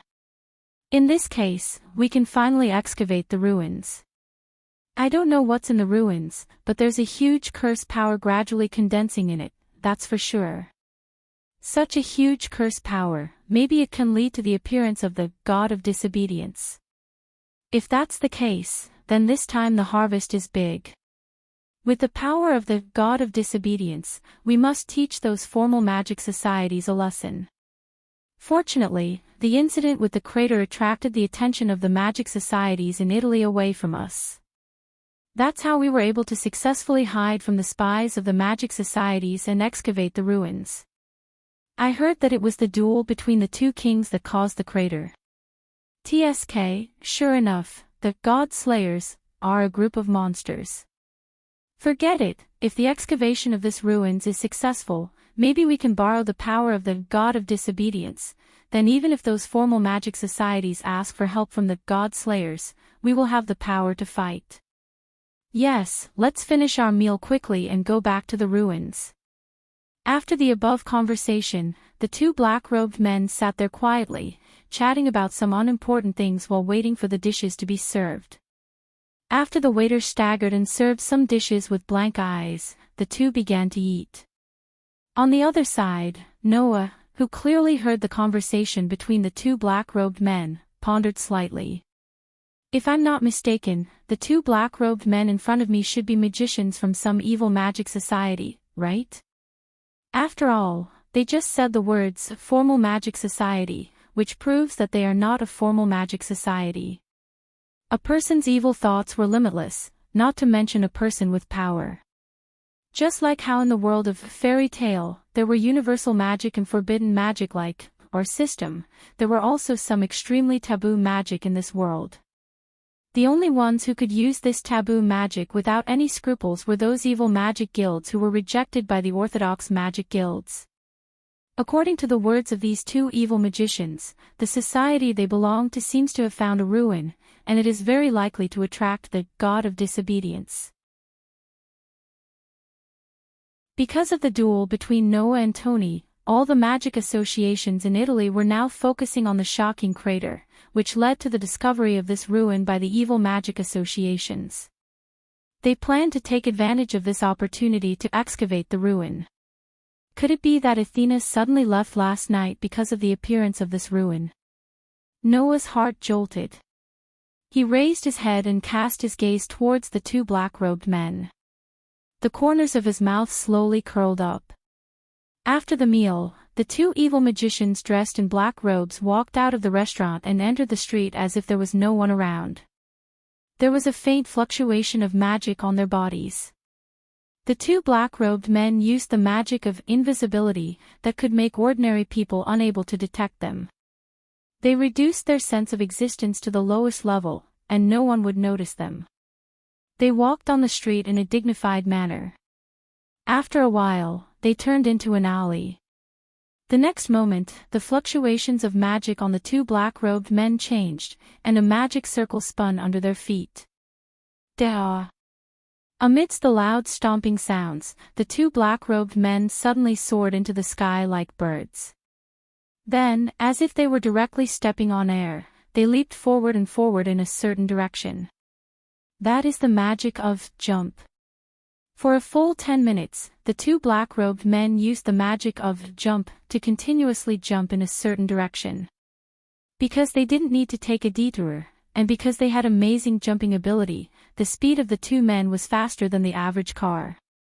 It didn't take long for them to jump into a remote wilderness.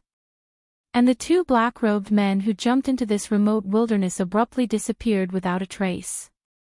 Whang! Almost at the same time, Noah, who was like a phantom, quietly appeared at the place where the two black-robed men had disappeared amidst the vibrations of space and atmosphere. He furrowed his brows slightly, closed his eyes, and activated his sensing ability. After a while, his furrowed brows relaxed. Barriers. Within the range of Noah's sensing ability, a large part of the wilderness in front of him was covered by several boundaries. Concealment barrier, repelling barrier, and blocking barrier. A total of 3 barriers, quite a big deal. The concealment barrier can isolate the inside and outside of the barrier, so that the people outside can't see anything inside the barrier, only the wilderness. The repelling barrier can give everyone within 100 meters of the barrier a hint of leave and do not approach, making it impossible for ordinary people to come close. The blocking barrier can isolate all sounds, auras, and even the fluctuations of curse power. No matter how big the changes inside, the people outside will not be able to detect it. These three barriers are very common types of barriers, but they are also the most commonly used type of barriers. Thus, Noah, who had lived with Qingzi and Yuzhu for quite some time, and had even gone to Yuzhu's library, was able to easily identify these three barriers.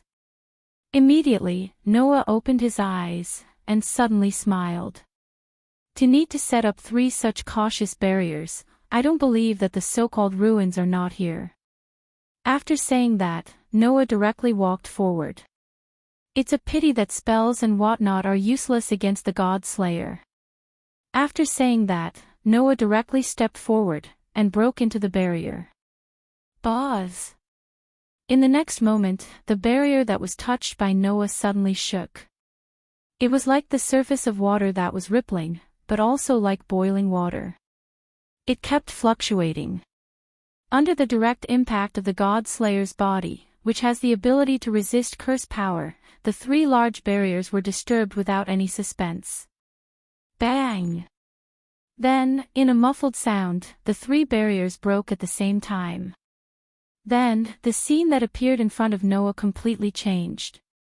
First of all, the boundless wilderness disappeared and turned into a rocky land. In the middle of the rocky land, there was a passage that led to the underground. At the end of the passage, there was a huge stone door that had been opened. In this rocky area, a large group of magicians in black robes were doing all sorts of work. Some were using magic to excavate the surrounding land, some were transporting rocks and soil, some were conducting research on the massive stone gate, and some were even going in and out of the gate.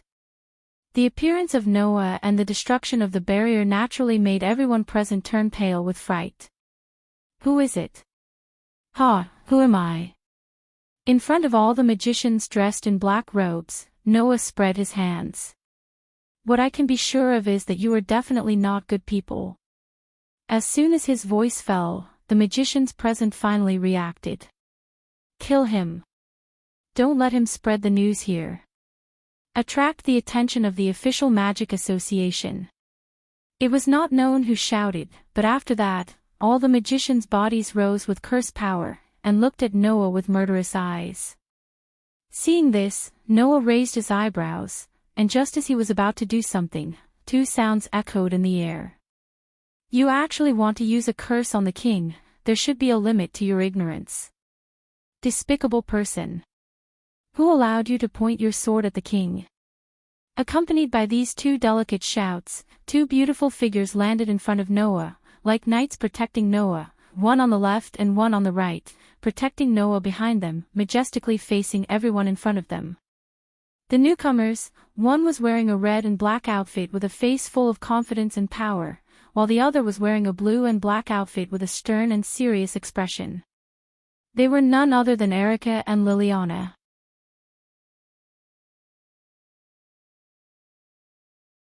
Chapter 496. Looking at the two knights who suddenly appeared in front of him, Noah was a little surprised. Why are you here? Why? Erica spat out a powerful voice that reminded one of a lion's without turning her head. The corners of her mouth also curled up slowly. Although it's okay to answer you now, it's rare for us to make such a grand entrance. Why don't we let the clown back down first? Please wait for a moment. Liliana closed her eyes for a moment before opening them abruptly. It's not up to you to deal with a group of despicable evil magicians. Facing a group of magicians who had the absolute advantage in numbers and were at least dozens of times their number, both Erica and Liliana appeared to be at ease and didn't panic at all. It wasn't because they were backed by the 7 god-slaying kings in the world, but because they were confident that they could absolutely defeat the enemies in front of them. Erica Browntree.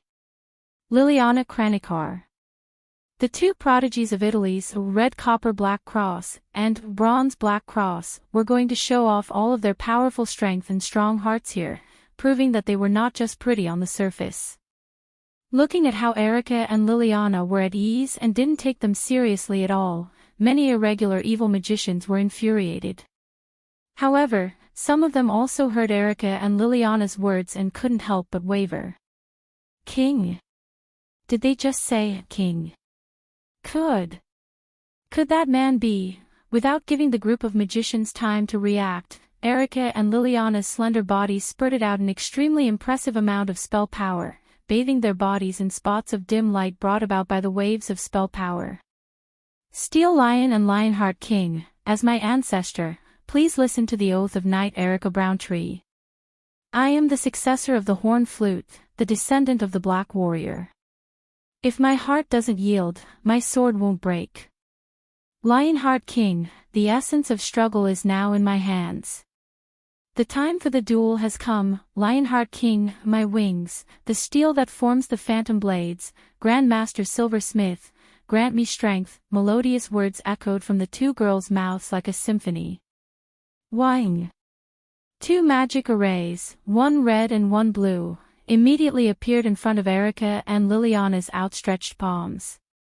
In the next moment, two cold weapons appeared in the center of the magic array and fell into the hands of the two girls. What fell into Erica's hand was a long sword as slender as a western sword and as sharp as a knight's sword. It was a famous weapon called the Lion King's Heart, which was Erica's only weapon and favorite sword. What fell into Liliana's hand was a silver-white military knife.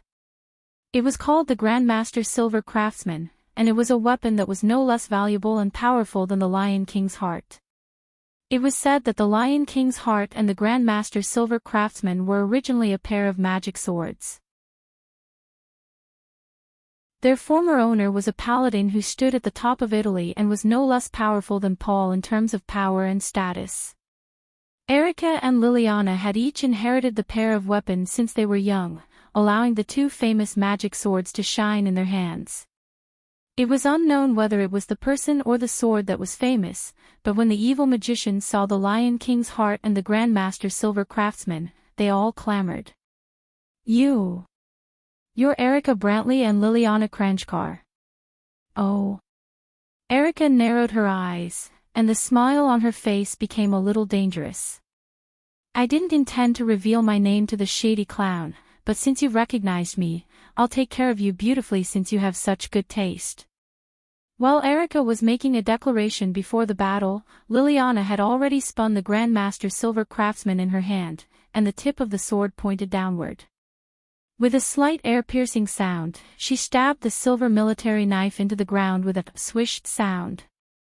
Mother who gives and takes life, give me the beacon of the dark land. The spirit of the language turned into power, causing the spell power around Liliana to surge into the ground through the Grandmaster Silver Craftsman that was stabbed into the ground. Plop! Like the surface of the water with a stone thrown into it, the ground rippled slowly with the sound of water, sweeping across the numerous magicians who were still in panic. Then, the ground suddenly turned soft as if it had turned into a swamp. The magicians standing on the ground felt their heels stick, and their bodies sank into the ground. What's this thing? Is it the magic that turns the ground into a bottomless swamp? Despicable witch! Hurry! Use counterattack magic! Seeing this, Erica smiled coldly.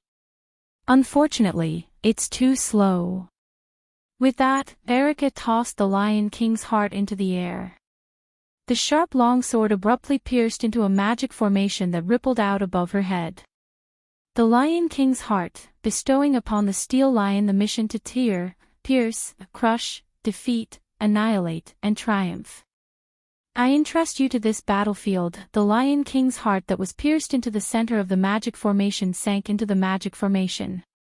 As if intending to take its place, as the sharp longsword plunged into the magic formation from the bottom, a gigantic steel lion emerged from the top of the magic formation as if it had just broken through the ground. It stood on top of the magic formation and leaped forward. Bang! With a muffled sound, the giant steel lion suddenly fell to the ground. Roar! The huge steel lion raised its head and roared.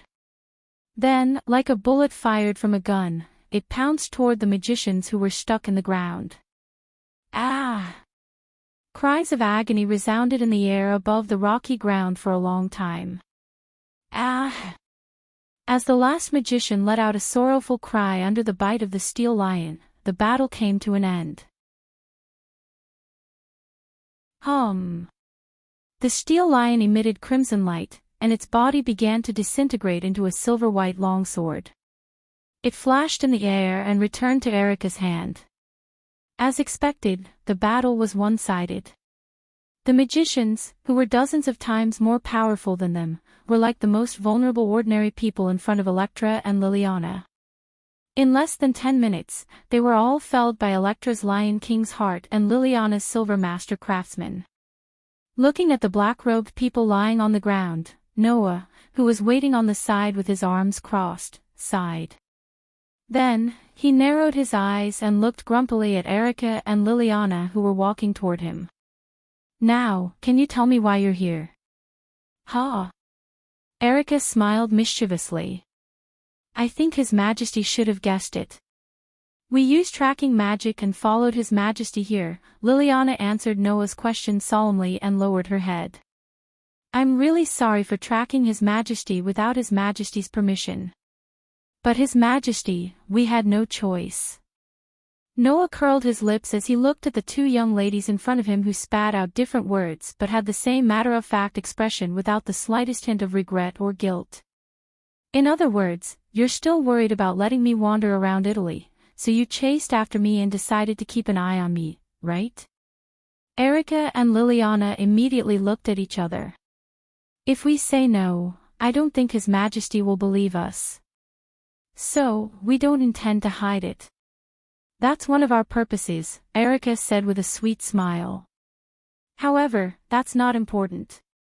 What's important is that we feel that although you're not as uninterested in things other than fighting as Sarbotlii, you should need someone like Andre by your side. Please let us follow His Majesty. Liliana said solemnly. With the reputation of a bronze black cross on the line, Liliana Kranikar will definitely protect His Majesty. Erica and Liliana knelt on one knee at the same time and performed the knight salute, waiting for Noah's decision. Staring at the two girls, Noah sighed. What's going on?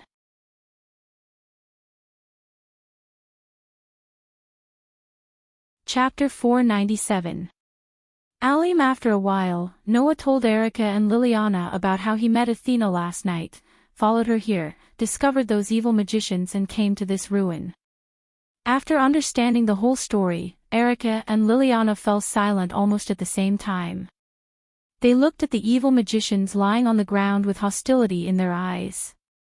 What a loss of composure, Liliana expressed her inner emotions directly.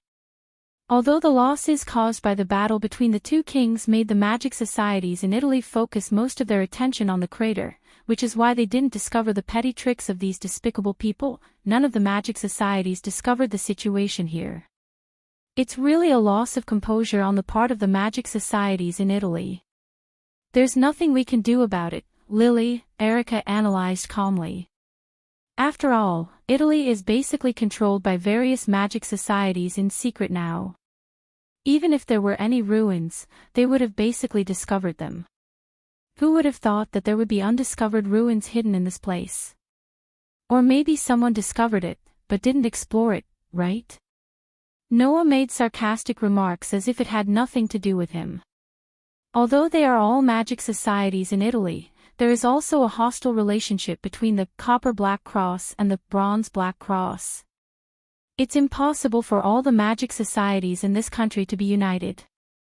This ruin might have been discovered by some magic society, but in order not to attract the attention of other magic societies, they haven't found the opportunity to explore it. Noah glanced in the direction of the ruins. To put it simply, it's possible that some magic society has been hiding this ruin because they want to monopolize it and wait for the opportunity to explore it. In the end, it was discovered by these evil magic societies during this sensitive period, right? Erica sighed. It's not impossible. Upon hearing that, Liliana furrowed her brows subtly, revealing a trace of helplessness and irritation on her face. Liliana's personality was too straightforward, which could be said to be the most standard type of knight. Therefore, Liliana generally wouldn't get involved in complicated matters such as conspiracy theories. It could be said that in terms of talent in swordsmanship and magic, Liliana wasn't inferior to Erica at all. However, Liliana didn't have the temperament and qualities of a social lady at all. That was why Liliana had been toyed with by Erica since she was a child. Liliana could also understand the various speculations of Noah and Erica, but it was difficult for her to participate in the discussion. The only thing Liliana could do was to express her feelings without hiding anything. Hence, Liliana said as if she was having a headache. I didn't expect that even a goddess like Athena would appear and look for the snake.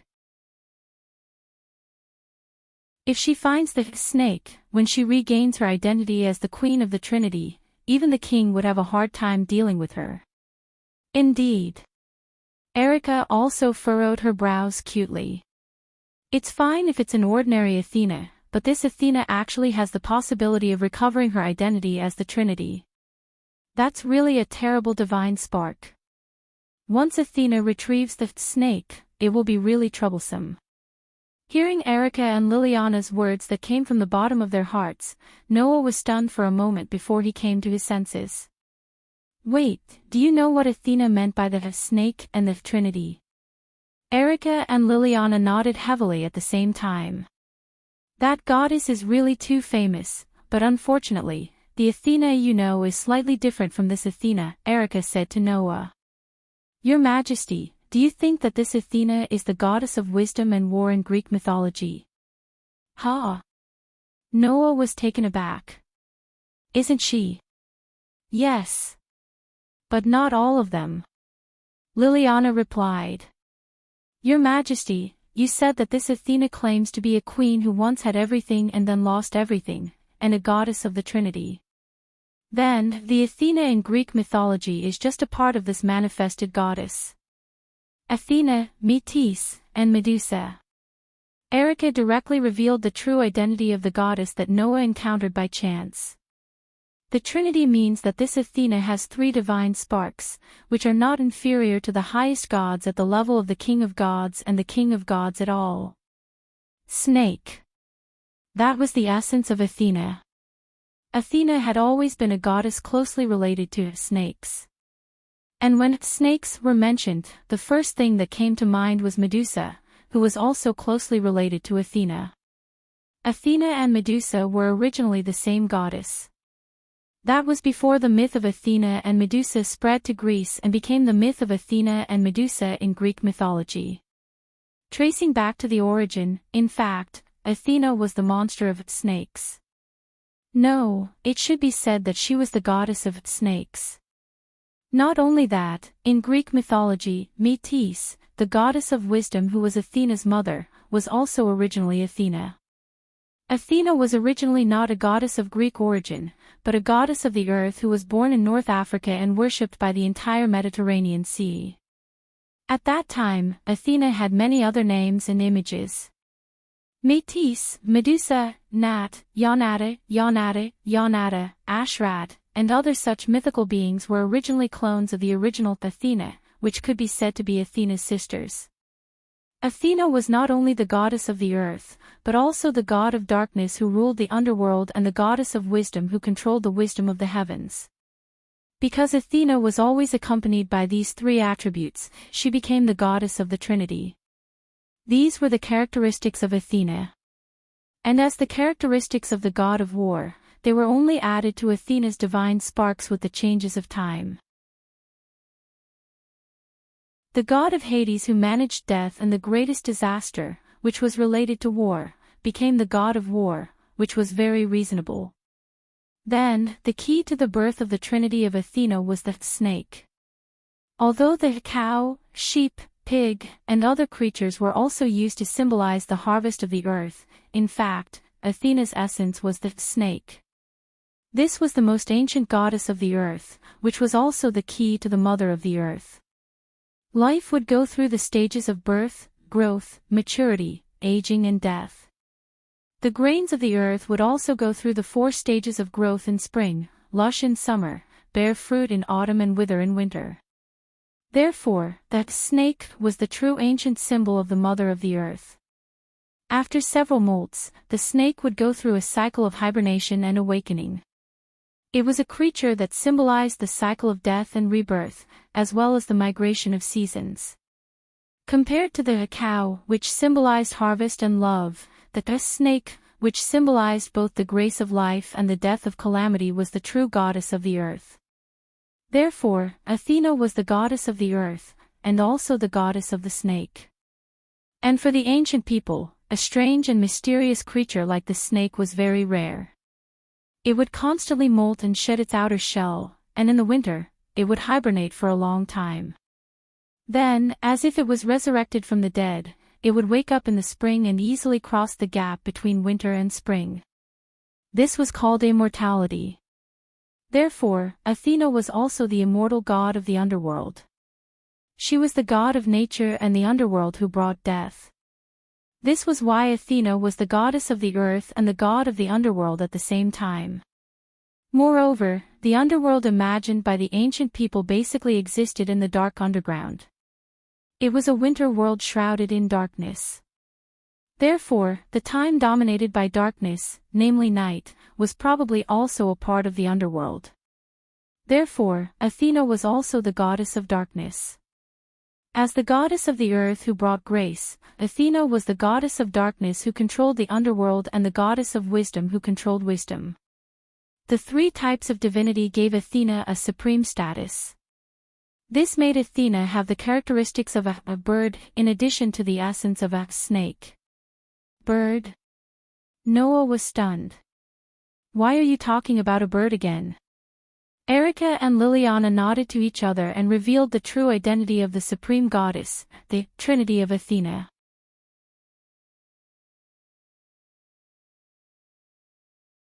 Chapter 498. In addition to the word snake, Athena also had a deep relationship with the word bird. Medusa, the goddess of snakes with evil eyes, was the best evidence to prove the close relationship between Athena and birds. The 3 Gorgon sisters, including Medusa, not only had snake hair, they were also said to have golden wings on their backs. The second of the 3 Medusa sisters, Euryale, meant the one who flies far away, while the youngest sister, Medusa, was the winged Pegasus mother. In the Mediterranean region, there was an ancient portrait of Medusa. In this portrait, Medusa was holding a snake with both hands and had a bird on her head, which clearly showed the close relationship between snakes and birds. However, what really connected Athena and birds was her identity as the goddess of the earth and the underworld. A long time ago, the ancestors of humans believed that birds had the magical power to fly between the otherworld and the modern world. Moreover, the souls of the dead would turn into birds and fly into the sky, or be guided by birds into the underworld. In order to go back and forth between the earth and the underworld, the snake that symbolized the earth and the bird that symbolized the underworld were combined and became the symbol of Athena, the goddess of the earth and the underworld. Therefore, the word bird was added to the word snake, and Medusa became a winged snake, or a winged snake.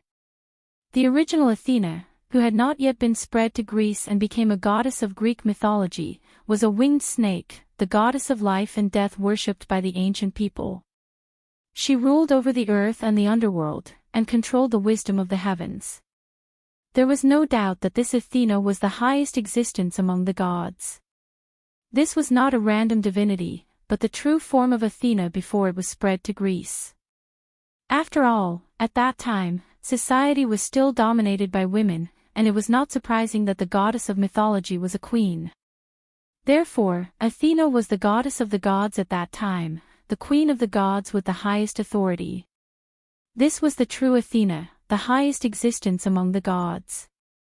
However, the society of women's supremacy soon ended, and men began to replace women, becoming the real masters of society. Under such circumstances, myths began to be falsified. The goddesses, led by Athena, were chased down from the highest throne, and the male gods with military power began to rebel. The myth of a female-dominated society was wantonly changed by the men who ended the female-dominated society. The era of the queen came to an end, and the era of the king began. The supreme deity changed from the matriarchal Earth Mother to the strict Father God. Thus, starting from Zeus, the king of gods was born. As a result, Athena's identity as the queen of the divine realm who ruled over the Mediterranean Sea became a downtrodden and obedient queen. Under the situation where myths were altered by men, the oldest Athena and her clones fell and became the wife, sister, or daughter of the king of gods, losing their past glory. Not only did Athena become Zeus's daughter, but Metis was also humiliated by Zeus and his intelligence was taken away. Medusa even degenerated into a monster. Not only that, but Hera and Aphrodite in Greek mythology were also the same as Athena, the Mother Earth whose myths had been tampered with. They had the same origin as Athena, and they were both goddesses of life and death. The defeated Mother Earth turned into a winged serpent, which was also mentioned in the myths. Dragon. The evil dragon that appeared in countless myths and legends and was defeated by the heroes and gods was the Mother Earth's demeaning appearance after her myth was tampered with and defeated. It wasn't because they were evil monsters that they were defeated. Instead, it was because the victors wanted to fabricate their own legitimacy and smear the losers as evil monsters. Then, they spread the story of how they destroyed the monsters and established such a myth. Because of this, the winged serpent, which was also a dragon, turned into a monster in the myths, and the divinity of the Mother Earth was also denied. The Athena in Greek mythology was one of the queens of the gods and the divine realm after her myths had been tampered with. Metis, who was reduced to Zeus's wife, was also a part of the queen who ruled over the Mediterranean Sea. Liliana finally said. And the essence of this great queen of the gods, Medusa, who represented the snake, was tampered with to become the banshee that Athena sent the heroes to kill. Perhaps it was because of this conflict that the Athena who appeared lost the essence of the snake. In other words, once Athena finds the snake that she lost, the goddess will be restored to the queen of the gods who once ruled over the Mediterranean Sea and the divine realm, the highest goddess of the Trinity. Erica concluded. Once she regains her true identity as the queen, Athena will undoubtedly be the highest goddess, definitely not below Velislana and Mekhl. Hearing all this, Noah was suddenly enlightened. No wonder Athena said that she was the queen who once had everything and then lost everything. In this way, Athena was not as simple as the goddess of wisdom and war in Greek mythology, but the queen of the earth, darkness, and wisdom of the divine realm. Thinking about it carefully, the darkness that filled Athena's body with the aura of death last night was the best evidence to prove that Athena was the goddess of darkness in charge of the underworld. At that time, Athena had lost her most essential snake, and her identity as the goddess of the earth was taken away. She could only exercise the authority of the goddess of darkness and wisdom. Presumably, compared to when she was in her complete state, her power should be much weaker. That was why Noah felt that Athena at that time was not difficult to deal with at all. However, if Athena were to take back the snake, it would be a different story. At that time, Athena would no longer be the goddess of wisdom and war, but the queen of the divine realm. At this moment, Noah felt that one of the patterns in his heart that connected the 10 avatars suddenly lit up for no reason, as if it had turned into a dried-up lake that had been injected with a large amount of water, causing a part of Noah's power to become active. Noah raised one of his hands. That hand was shining with a golden radiance, illuminating the surrounding space resplendently. That is. Erica and Liliana also saw this scene clearly and were stunned on the spot. Noah, on the other hand, seemed to understand something. He raised his eyebrows and the corners of his mouth rose. It seems that even if the queen really retrieves the snake, my sword will be able to cut the snake in half." Hearing this, Erica and Liliana seemed to have thought of something, and their expressions suddenly brightened. "You've got a good weapon, haven't you?"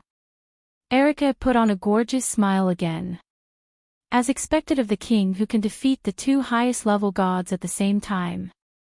"If you can even get that sword, then you may become the most suitable king to deal with the disobedient god, and even the strongest king who won't be any weaker than the other god slayers in the future. If that's the case, we'll have a better chance of defeating Athena." Liliana's mood also became a little excited, but then it became a little strange. However, in less than 10 days, he was able to fight with two of the highest level gods, fight with the King of Swords of Italy, and now meet the former Queen of the Divine Realm. This time, it seems that there will be a lot of disputes around the king. "That's why you need me," Erica glanced at Noah and said with a faint smile. "After all, if there are too many disputes, the king won't have time to care about worldly affairs, right?" Noah rolled his eyes. "Wait, Erica." Liliana frowned. "Have you forgotten about my existence?" "Lily is not suitable to be the king's butler," Erica said bluntly. "Compared to a butler, Lily is more suitable to be a simple knight, isn't it?" Liliana was speechless. Liliana, who was too straightforward, was indeed not suitable to deal with complicated affairs like Andre. "It doesn't matter what you do. For me, it's just that I lack an attendant to lead the way and deal with affairs." Noah sighed again and then turned his eyes to the entrance of the ruins. "Let's go in and take a look. Maybe the snake that Athena is looking for is inside." Both Electra and Liliana nodded.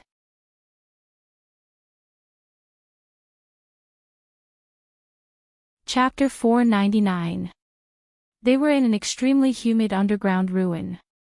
The floor, ceiling, and surrounding walls were pitch black, but they were all covered with moss and obvious wet water stains. Water was even dripping from the top of the ceiling, making one wonder why there was a dry rocky land above the ruin. Through the stone door at the entrance of the ruin, Noah, Erica, and Liliana entered the interior of the ruin one by one.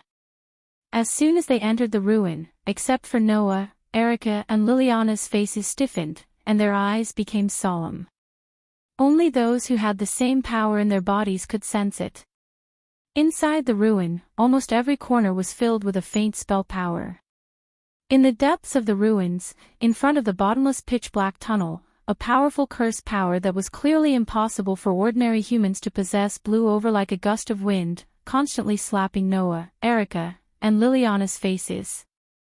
Sensing the enormous spell power that permeated the air, Erica and Liliana's expressions turned solemn. "Now I'm sure that even if there's no Athena's snake in this ruin, there must be something incredible sleeping there." Erica's face was solemn, but there was no fear in her eyes. "I guess it's at least something related to the god of disobedience. It's really lucky to find this place in advance." Liliana was already holding Silver Master Craftsman in her hand, and she looked straight ahead of her in the passage. "If it's something related to the god of disobedience, maybe we can do something in advance to resolve the disaster that is very likely to involve the god of disobedience. I'd rather have Athena's snake in there." Noah had a different opinion. "We haven't dealt with Athena yet. If another god comes out, I don't want to keep trying to deal with two gods at the same time." As soon as he said that, Erica and Liliana looked at Noah strangely at the same time. "If it's Sarbat Raiching, she'll probably be overjoyed, right?" Erica couldn't help but say. "Isn't it the wish of every god slayer to be able to fight a god? Not to mention, you're just a new king," Liliana added. "Although you have killed two gods at the same time, you only have two powers at the moment. Compared to the other deicide, it is too little. Even you have 4 powers. Don't you want to kill more disobedient gods to increase your own strength?" It was not surprising that Erica and Liliana would think so. Who would mind if they were too strong? Not to mention the power of God. Once he succeeded, he would be able to increase his strength to a certain extent. Unless they were like Tony, who obtained authority that was completely useless in actual combat. However, killing a god was a gamble in the first place.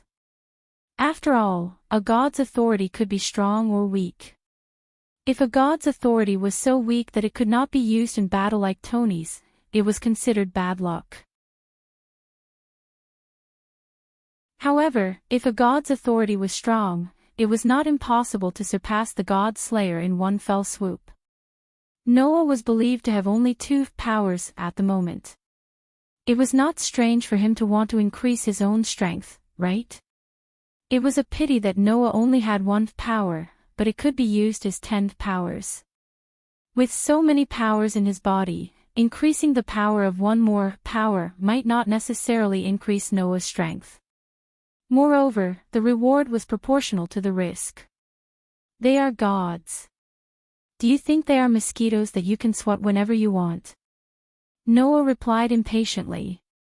It's good to be able to increase my strength, but I have to be alive to use it. Instead of fighting 2 gods at the same time and not knowing when I will be killed, I prefer to fight steadily and surely. Even if I want to fight, 1 is enough. Greed is like a snake trying to swallow an elephant. Be careful that you can't swallow it and choke yourself to death. On the uninhabited island, the king who said that he wanted to kill the 2 highest level gods at the same time said so. Fortunately, Erica and Liliana did not know about this. Otherwise, they would have complained. Let's go in. Noah took a step forward. There is definitely something up ahead. It is very likely that Athena or something will appear at any time. You guys be careful. With that, Noah planned to walk in front of Erica and Liliana. This was an almost instinctive action. In such a dangerous place, it was natural for a man to protect a woman in front. However, Erica and Liliana reached out their hands with great tacit understanding and each grabbed one of Noah's arms. At times like this, it is a knight's duty to walk in front and explore the way, Liliana said to Noah with a serious expression as usual. As a king, you can't use yourself to explore the way. If you treat me as an ordinary girl, even if you are a king, Erica Brantery, will draw my sword and show you the bravery of a knight. Erica smiled fearlessly. A king's duty is to deal with gods. Leave the rest to me and Lily. With that, Erica and Liliana protected the stunned Noah behind them. They stood side by side and looked ahead. Lily, it seems like we haven't gone on a crusade together like today for a long time. Erica had a confident smile on her face. It just so happens that the king that the knights need to protect is also here. Why don't we see who is braver? To be honest, I don't encourage personal strife at times like this, Liliana said without turning her head. However, you are the only one I will not lose to. The 2 girls, who were known as prodigies, looked at each other with intense sparks in their eyes. Then, they held their beloved swords and stepped forward at the same time. Moreover, it was as if they were in a race. They dashed forward abruptly as if they were not allowed to fall behind. Only then did Noah react. Seeing Erica and Liliana disappear at the end of the passage, his outstretched hand hung in the air and he was speechless for a long time. In the end, Noah squeezed out a sentence in a speechless manner. What happened to the protection? Noah, who chased after them half leisurely and half helplessly, soon discovered Erica and Liliana who had stopped. Hey, you! Noah called out instinctively, but the scene that appeared in front of him made his voice come to an abrupt halt and his footsteps came to a halt. The scene before Erica and Liliana could be described as hell. Corpses in black robes. Puddles of bright-colored blood. Small pits that popped out from the ground. There were also black snakes that crawled out of the pits, wrapped around the black-robed figures, and tore them apart crazily. Needless to say, the black-robed figures were the companions of the evil magicians outside. These magicians also held various tools in their hands, such as ordinary shovels and some unknown magic tools. It was obvious that they were excavating this ruin. Liliana's expression was unprecedentedly solemn. Even though he deserved to die, he still makes people feel uncomfortable. Is this the capability of an illegitimate magic association? Erica sounded rather helpless too. Generally speaking, for ruins like this that have obviously not been excavated, the source must be investigated in advance. Then, a professional geomancer will investigate and determine the degree of danger before excavating. These illegal magic associations naturally don't have such a formal response. It's understandable that they ended up like this because they were in a hurry to excavate the ruins. The so-called geomancer technique referred to magic that was similar to feng shui. It was a ritualistic magic that allowed one to see the geomancer and spiritual energy of the land and manipulate them to bring benefits to oneself. Those who knew geomancer techniques were geomancers. If a geomancer were to investigate the ruins, they would be able to see the geomancer and spiritual energy inside the ruins and detect all the dangers, thus preventing the loss of personnel and slowing down the progress. Unfortunately, the average evil magic association wouldn't have such a formal way to deal with it. Barging in rashly would naturally result in this outcome. Hiss. At this moment, the black snakes that were biting the black-robed figures made creepy sounds, attracting the attention of Noah, Erica, and Liliana. Then, the three of them realized that all the black snakes were aiming their glowing green eyes at them.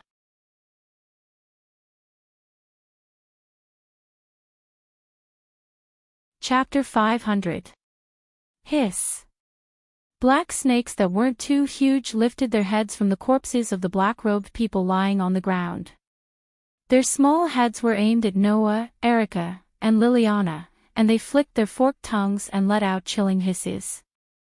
Rustle. Then, sounds of friction against the ground could be heard. Upon a closer look, the black snakes were emerging from the small pits on the ground.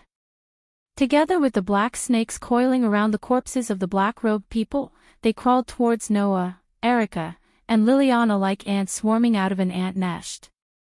Erica and Liliana tensed up. They raised Lion King's heart and silver master craftsman at the same time and aimed at the group of black snakes crawling towards them. Faint traces of spell power were attached to the swords. Noah, who was standing behind Erica and Liliana, stared at the black snakes crawling towards them. After a while, his eyes flashed, and he suddenly spoke.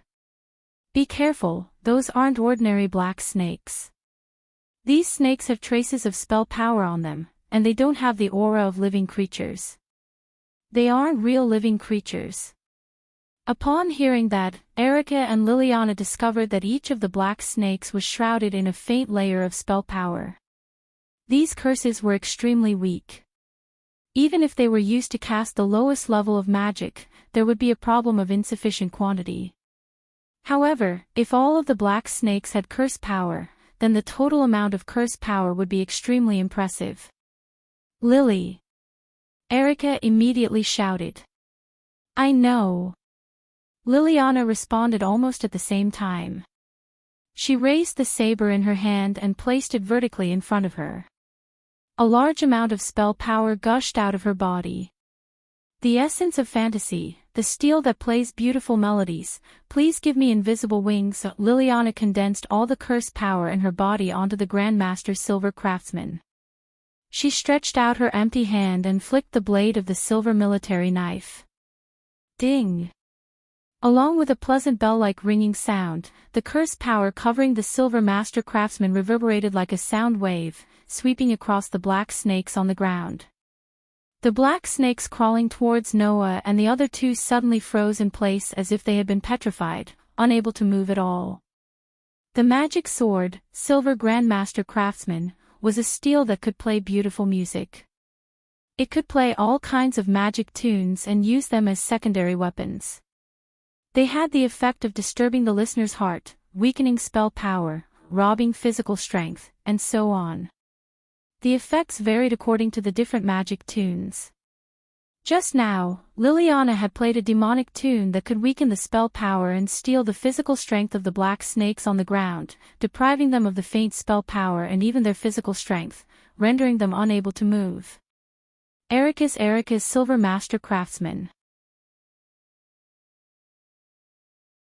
Argus, Stropes, Brontes, grant my sword the protection of thunder. As soon as she finished speaking, a series of crackling electric currents echoed from Erica's Silver Master Craftsman. A burst of intense electric current lit up the entire dark underground. Go! Erica threw the Erica's Silver Master Craftsman with lightning flashing on the sword like a spear. Like a bolt of lightning breaking through the air, the Erica's Silver Master Craftsman shot out and landed in the middle of a dense group of black snakes. Beep, beep, beep. The lightning that was originally surrounding the Lion King's heart was like boiling water. It began to boil, and through the body of the sword that was inserted into the ground, it suddenly spread out in all directions like a spider web, crazily crossing each other on the ground. Paw, paw, paw, paw. In the next moment, the black snakes that were hit by the violent electric current shrank their bodies, and they all exploded in a series of muffled crisp sounds, turning into small pieces of gravel that fell to the ground and mixed into the soil. Before long, all the black snakes were wiped out. Seeing this, Erica and Liliana didn't relax. Instead, their expressions became more solemn. After the black serpents were eliminated, the curse power that was originally covering the black serpents and weakened by Liliana's demonic tune actually spread into the air and gathered there, forming a huge lump of curse power. Rumble, immediately, the ground began to shake slightly. At the same time, an ominous premonition rose in Erica and Liliana's hearts. No! Erica and Liliana were startled. But before they could do anything, an accident happened. The huge spell power block that gathered in the air suddenly shook, and the shaking ground immediately floated up and gathered on the huge spell power block. In just a short while, a huge beast was formed in midair. The beast had scales, horns on its head, sharp limbs, and a pair of huge wings on its back. Its pupils were like those of a snake, emitting a cold and fierce ruthlessness. Not to mention Erica and Liliana, even Noah recognized the true form of this beast. It was a dragon. Perhaps it should be said that it was the symbol of the Mother Earth, a winged serpent. Roar! The dragon's roar shook the air, carrying a violent force that seemed to penetrate the space. It spread in all directions and even turned into wind waves that blew toward Erica and Liliana. That's... Erica and Liliana couldn't help but tremble. A divine beast. The tamed beasts of the gods, or the demon beasts, demonic beasts, and holy beasts that only existed in myths and legends, were divine beasts. They had tremendous power. Once they appeared on the ground, except for the god-slayers or the god of disobedience, only the holy knights, who stood at the peak of human beings, had the power to fight them. Unfortunately, although Erica and Liliana had amazing talents, they couldn't rival the holy knights, who stood at the peak of human beings, when they were still underage. It was already impressive for them to reach the rank of Grand Knight. However, if it was only a Grand Knight, then it would be a little difficult for the two of them to deal with a mythological beast. Roar! The vicious dragon, which was 3 to 4 meters tall and whose head almost touched the ceiling, raised its head and roared. Then, it raised one of its dragon claws and swung it forward. Whoosh! A sharp sonic boom immediately rang out, kicking up a violent gale that flashed through space, heading in the direction of Erica and Liliana. Erica and Liliana's hearts skipped a beat. They hurriedly raised Lion King's heart and Silver Master sword in their hands and added strong spell power to the swords, trying to resist the vicious dragon's blow. Clang! However, in the loud sound of steel colliding with steel, Erica and Liliana grunted at the same time. In the sparks and strong wind, they bounced back as if they had hit a wall and didn't stabilize themselves until they took more than a dozen steps back. At that moment, a ferocious glint flashed in the evil dragon's eyes. It raised its claws once again and swung them at Electra and Liliana in a strong gust of wind and an ear-piercing sound. Oh, no. It was already too late for Electra and Liliana to react. Just when Erica and Liliana were about to use magic to strengthen their physical defenses to resist this blow, an indifferent voice sounded. "Stop it." Although the voice was very soft, it echoed clearly. At the same time, a strange curse power filled the entire space. It was as if the entire space had turned into an invisible swamp, becoming sticky. Under such circumstances, the vicious dragon's sweeping blow seemed to have fallen into a swamp called space.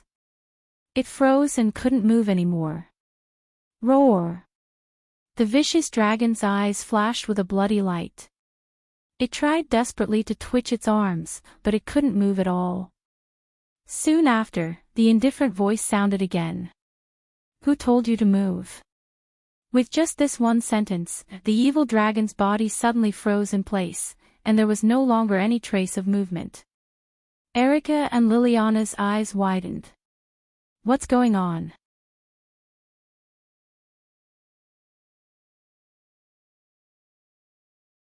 Chapter 501. Roar. The gigantic evil dragon let out a low roar. Every corner of its scaly body was clearly twitching. However, it was as if something was tightly squeezing it into that space. It couldn't move at all. It could only let out a series of angry roars, causing the surrounding air to vibrate continuously. Erica and Liliana seemed to have thought of something. They turned their heads abruptly and looked behind them. There, Noah's whole body was fluctuating with an extremely terrifying spell. His eyes seemed to be flashing with a dim light as he muttered to himself. "I use these words to provoke the gods in the sky. Exercise this magic power, chant this spell, make everything in the world bow and kneel." It wasn't an exaggeration to say that the word spirit turned into a soft echo like a declaration. It wandered in the dark space of the underground ruins, making the fluctuation of the spell around Noah's body slowly wander and fill the entire space. It was because of the existence of the spirit of speech that could provoke the gods and the enormous power of the curse. The mythological beast, which was a great enemy to humans, was like an obedient pet under the command of the king who killed the gods. It no longer moved, and even its roar was full of fear. Only then did Erica and Liliana realize what was going on. Noah used authority. That was one of the authority called the 10 incarnations priest. Priest, the incarnation formed by combining Welleslana's youth incarnation and Noah's rune magic. Using this incarnation could obtain the ability to protect and dominate, shelter and make humans obey. Only when using this incarnation could the user use the rune magic. Combined with the authority itself, the power of the rune magic was greatly increased, and it was also independent. It didn't need to be in contact with the magic base plate to use magic equivalent to the authority. Welleslana was the guardian of the royal authority and the people. And the embodiment of this nature was in Welleslana's youth incarnation. When using the youth incarnation, not only could Welleslana protect the people he protected and make them obey, but he could also interpret the royal authority itself in words. That was domination. When he was fighting with Noah on the uninhabited island, Welleslana, in the state of the incarnation of the young man, made the waves retreat with a single word, and made the sand sword form with a single word, vividly reflecting the word control. Now, Welleslana's youth incarnation and Noah's rune magic had combined to form a new incarnation priest. After all, language and writing originally had a close relationship that couldn't be separated from each other. Combining the incarnation of the young man that represented the dominance and protection of language with the rune magic that represented writing couldn't be more suitable. Using the priest incarnation, Noah could also obtain the spirit of speech that was not weaker than Welleslana's spirit of speech. He could interpret the king's authority with spirit of speech and language, and could also use the rune magic that was completely separated from the magic base plate. It was the same as Tony's protection of steel, but the scope was not limited to steel. Of course, to deal with a mere divine beast, Noah didn't need to use the rune magic that had already reached the level of authority. He only needed to use the spirit of speech to firmly control the divine beast that was considered a great enemy to humans. I am the strongest, and I hold all victory in my hands, no matter if it is a human or a demon. I am the one who defeats the hostility of all enemies.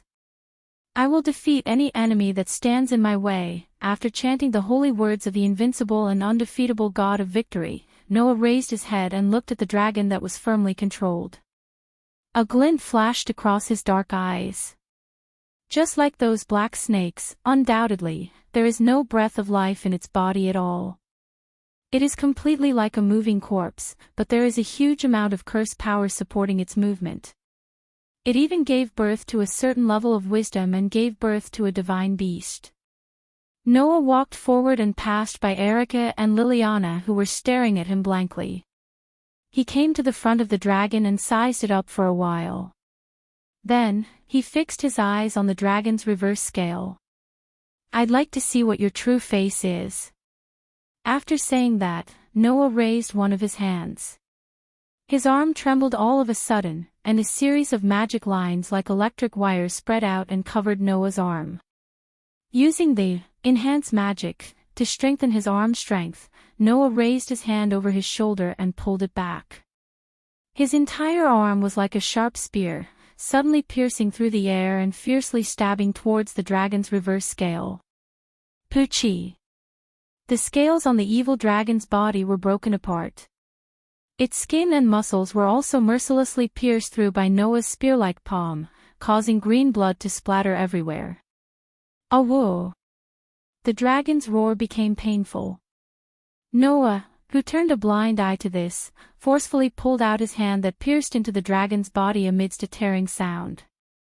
After another burst of green blood spurted out, he tapped his toes on the ground and retreated rapidly.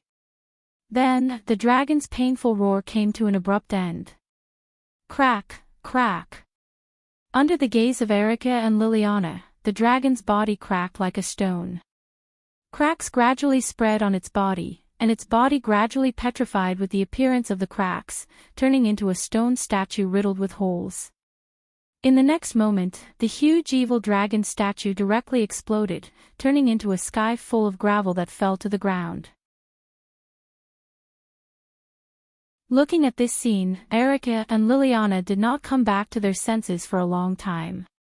The divine beast that made the two Grand Knights of Italy, who were known as prodigies, fall into a bitter battle was destroyed just like that.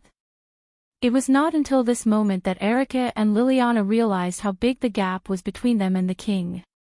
Sure enough, humans could not resist the God Slayer, who was the king. Therefore, the God Slayer was the demon king. Noah, who did not know how Erica and Liliana felt, focused his gaze on his hand that had just pierced into the dragon's body. At this time, in Noah's hand, a fist-sized badge was lying on it. It was a badge that was as thick and ancient as a rock like polished obsidian. On the surface of the badge, there was a clumsy portrait that looked like a human face. Taking a closer look, the hair of the human face was actually composed of snakes with twisted bodies.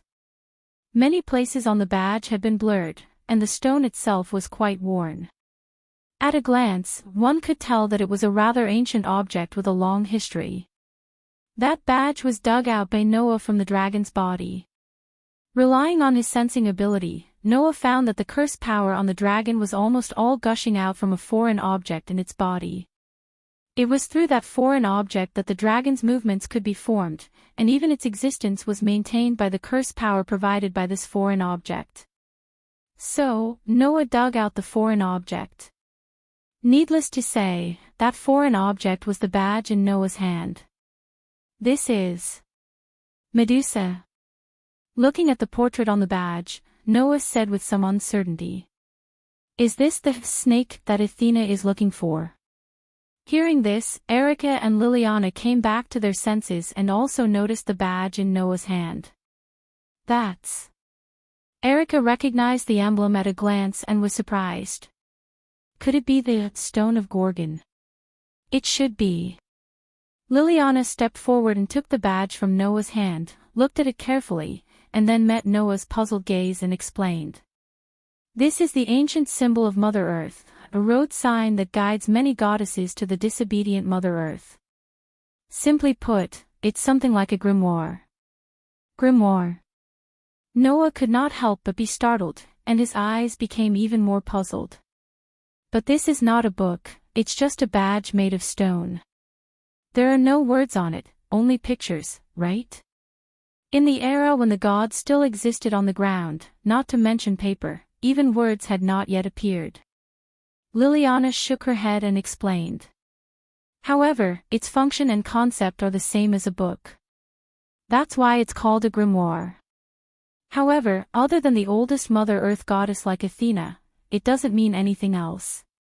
It's a god relic that only gods can use.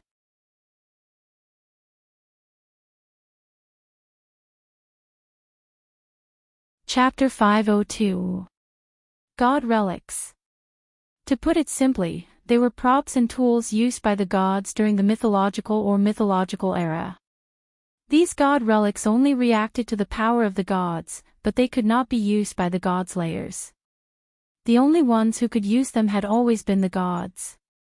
Of course, it was also possible to find a way to use the god relics in a more roundabout way. But in general, humans still could not use god relics as they wished. Only the gods could use specific god relics without any means. The Stone of Gorgon was such an existence. It was the symbol of Mother Earth. It was a god relic that only the oldest Mother Earth could use. Not only could such god relics be used by the oldest goddess, but humans could not find any other way to use them. It was a god relic that only the Mother Earth could use. So, this Gorgon stone is most likely Athena's snake. Noah glanced at the badge in Liliana's hand. It's engraved with a Medusa-like pattern, and only the oldest Mother Earth could use it. I can't think of any other possibility besides the snake that Athena is looking for. Both Erica and Liliana nodded in agreement with Noah's idea. Let the king keep this. After hesitating for a moment, Liliana handed the Gorgon stone in her hand to Noah. Since Athena is looking for it, if we keep it, it will be taken away sooner or later. After all, humans can't fight against the god slayers and the disobedient gods. Erica recalled the scene of that powerful mythological beast being cleanly defeated by Noah and sighed, which was a rare sight. If we give it to Tharbiter, Tharbiter will be very happy to give it to Athena. We don't want to see an all-out war with Athena, who has recovered her identity as the Queen of the Trinity. I don't care. Noah took the Stone of Gorgon over as if he really didn't care about it. In this way, Athena will not be able to recover and will not be a match for me. I can't help but worry. Only then did Erica and Liliana relax a little. Logically speaking, even if Athena had not recovered to the highest level of the Trinity, she was still a goddess of wisdom and war from Greek mythology. She was much stronger than the average god. Under such circumstances, whether a king who had been born for less than 10 days could deal with such a goddess was really quite suspenseful. However, Erica and Liliana didn't doubt Noah's words at all. He was able to block the attack of Italy's King of Swords before he became the King of Killing Gods. He was able to kill 2 gods of the highest level before becoming the King of Killing Gods. After becoming the King of the God-slaying, Noah defeated Doni and had the ability to cause Italy a huge loss of 15 billion euros. All these achievements indicated that Noah's strength could not be judged by the standard of a typical god-slayer. Perhaps, the only ones who could match up to the current Noah were the 2 legendary kings.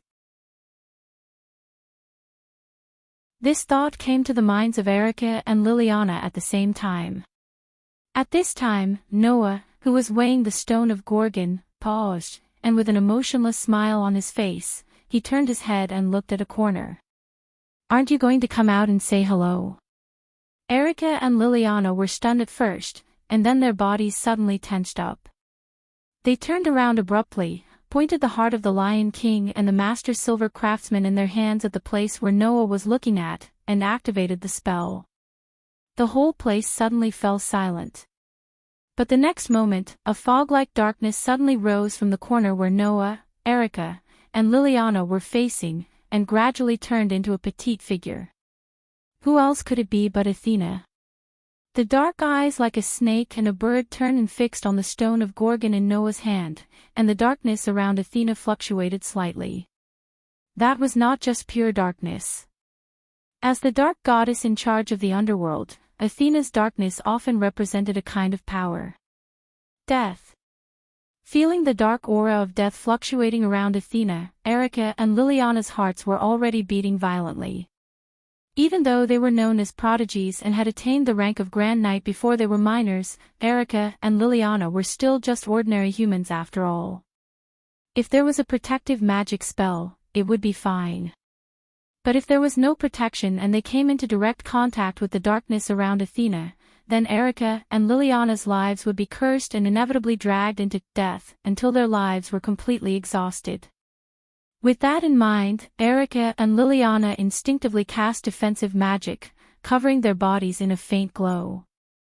However, Athena did not even look at Erica and Liliana. She just looked at Noah, or more accurately, at the stone of Gorgon in Noah's hand, and her expressionless delicate face sank slightly.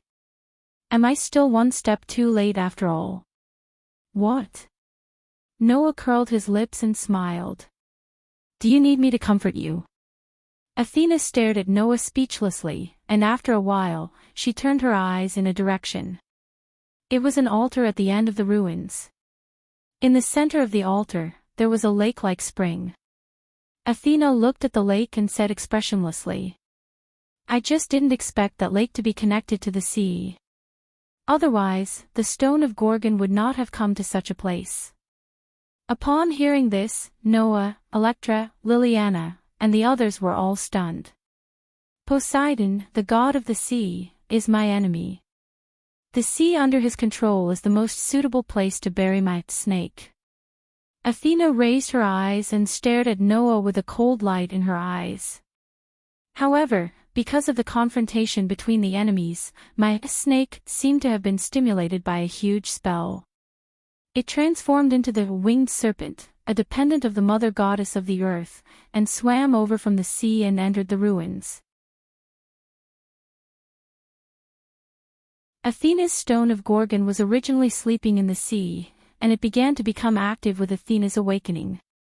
If there were no accidents, the stone of Gorgon, which was active because of Athena's awakening, would drift with the sea current, and as long as it was not found and salvaged by others, it would eventually return to Athena.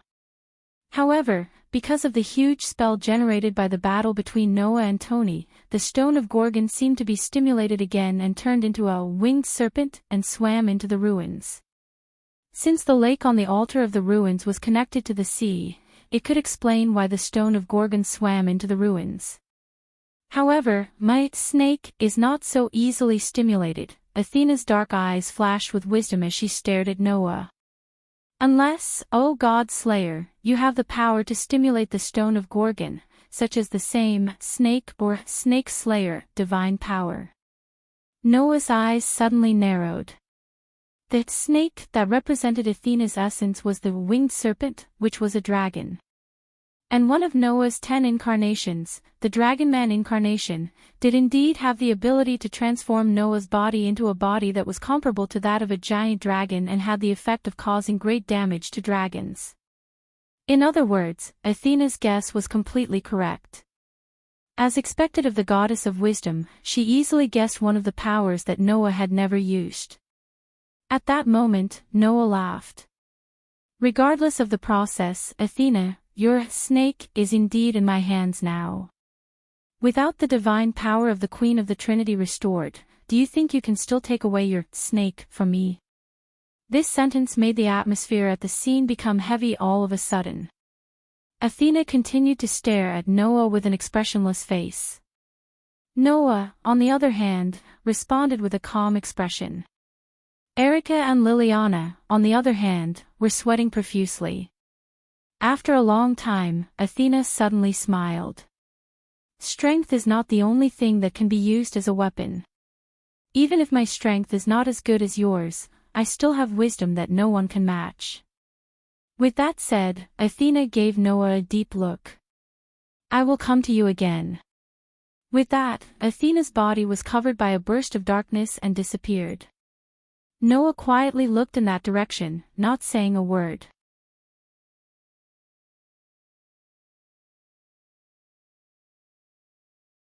Chapter 503.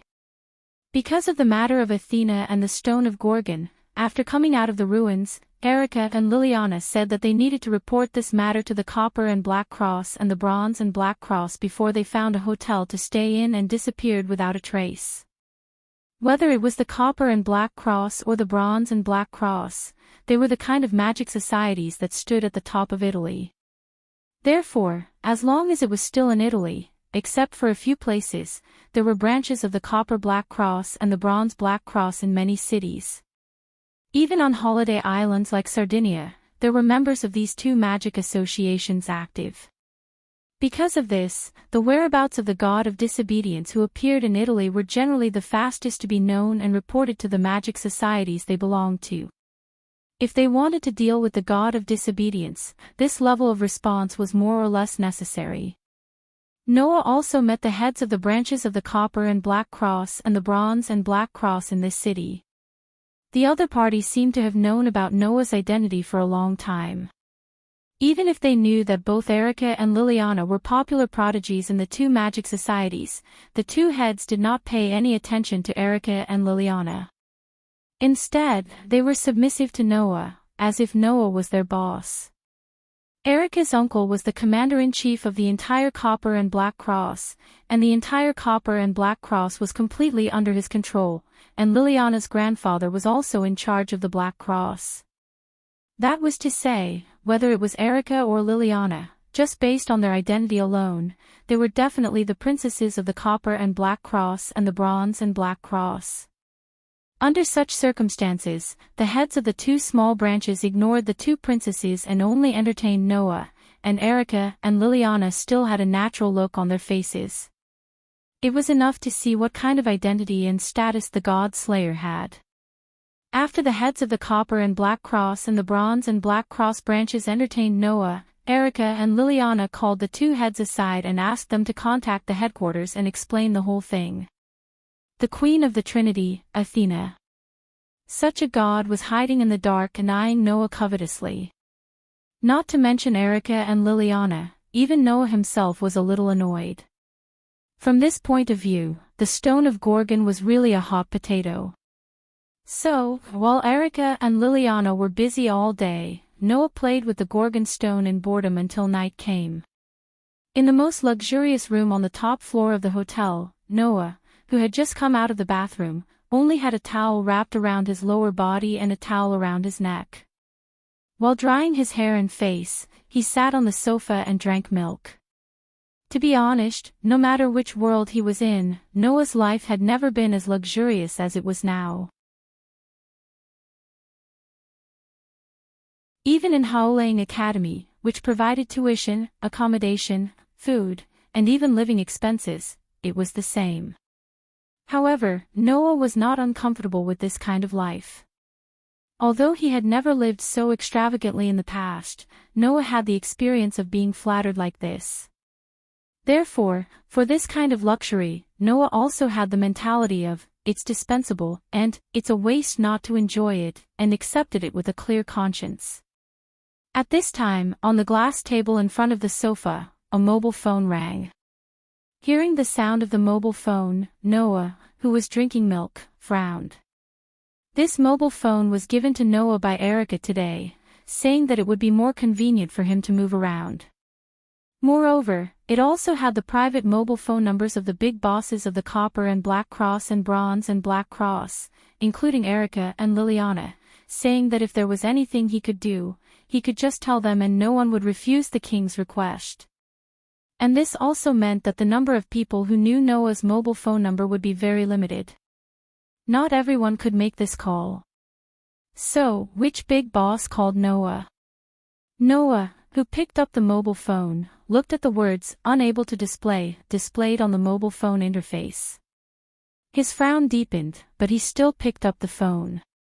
As soon as he picked up the phone, before Noah could say hello, a hearty and impatient voice sounded from the other end of the phone. "Yo! Noah! My best friend! Did you miss me?" Hearing this familiar voice that he didn't want to recall at all, Noah was silent for a while, and then hung up the phone without hesitation. The next second, the mobile phone rang again. And Noah didn't know if it was a psychological effect, but he felt that the ringtone was quite urgent this time. Noah, who was speechless, picked up the phone again. Hey, aren't you going too far?" The person on the other side of the phone said in a helpless tone.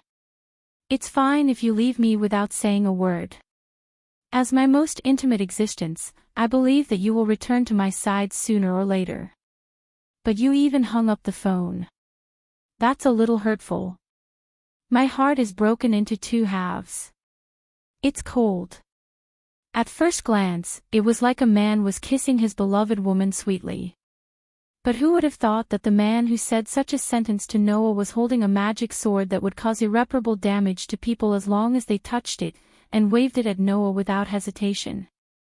Well, Noah, who also didn't hesitate to use a punch to directly hit the other side into the depths of the ground, was not qualified to say this sentence. "You idiot, you don't look like the kind of guy who would call a friend to exchange pleasantries, right? That's why I'm wondering if you're planning to have a duel with me." Noah sneered back. "Is it strange to hang up on you like this? Well, that's not a bad idea, but you're my lifelong rival. I plan to spend the rest of my life slowly tasting you." "It would be too boring to end it so quickly," Tony said with a smile. "So you don't have to worry, although I'm not calling to exchange pleasantries, I'm not calling to fight, I just want to tell you something." Hearing this, Noah was puzzled at first, and then he thought of something. "What you're talking about, don't tell me you're referring to the Stone of Gorgon." Oh. Tony cried out happily. "In other words, the stone that can attract the Trinity Queen Athena is really with you." "Why?" Noah curled his lips. "Do you want it?" "If I can, of course I want it. It's a chance to fight with Her Majesty the Ancient Queen. I want it badly." Tony's voice became more or less serious. "However, I'm not the only one who has his eyes on it." Noah was stunned. "Sasha de Janstel-Vauban." Tony slowly uttered a name that made everyone in the magic world tremble. "Even if you have just become a God Slayer, you should have heard of this name, right?" Noah narrowed his eyes. Of course, Noah had heard of this name. And he had just become a God Slayer not long ago, when he was invited by Alice for a meeting. He heard from Erica and Liliana. As mentioned earlier, the Wise Men's Parliament began to study the deicide in order to protect the Queen of England from an ancient deicide who was very likely to be a danger to the Queen of England. That was how it developed into its current nature. This ancient God Slayer was the person Tony was talking about now, Sasha de Janstel-Vauban. 200 years ago, he had killed a god. Among all the kings who had killed gods, he was the strongest, oldest, and most capricious one, the God Slayer. It was said that this old man had killed no less than 10 gods, and he had the most authority of all the God Slayers. He was undoubtedly the strongest of all the God Slayers today. The only one who could match up to this old man was another deicide who lived in China for as long as he was. People usually called him Marquis Vauban. Combined with the previous words, Noah had already guessed the reason why Tony mentioned this name. As expected, Tony told Noah the guess in his heart. "I've received news that the old man is coming to Italy."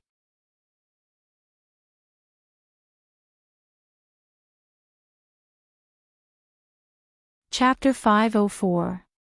Today's oldest godslayer was heading to Italy and would arrive in a few days. This was the news that Tony brought to Noah. Troublesome characters are coming one after another. Holding the phone, Noah sighed, and then asked Tony on the other side of the phone. That so-called old man is also coming for the stone of Gorgon. Other than that, there's no other reason for the old man to come to my turf, Tony said in a playful tone, which surprised Noah. After all, no matter what, with my relationship with him, it would not be surprising if we killed each other one day. What? Noah raised an eyebrow. Do you have a grudge against him? I don't know if it counts as a grudge, but there must be a grudge between us. Tony said indifferently. As you know, it hasn't been more than 5 years since I became a god slayer. The first god I killed was the cultic god king, Nuada. From that unlucky god, I usurped the authority of the demon sword. And the second god I killed was Siegfried. The authority of the steel barrier was seized from this god. Tony laughed heartily. However, this god was originally the god of disobedience that the old man summoned in a rather interesting way. It was originally his prey, but I stole it. Hearing this, Noah was speechless. Since Siegfried was the second god that Tony killed, it proved that before this, Tony was just a rookie who had just become a godslayer, right? He had just become a godslayer, and he dared to steal the god of disobedience that the oldest godslayer spent a lot of effort to summon. This guy was really an idiot, and his courage was boundless. That old man was a wanderer who basically had no desires other than appetite.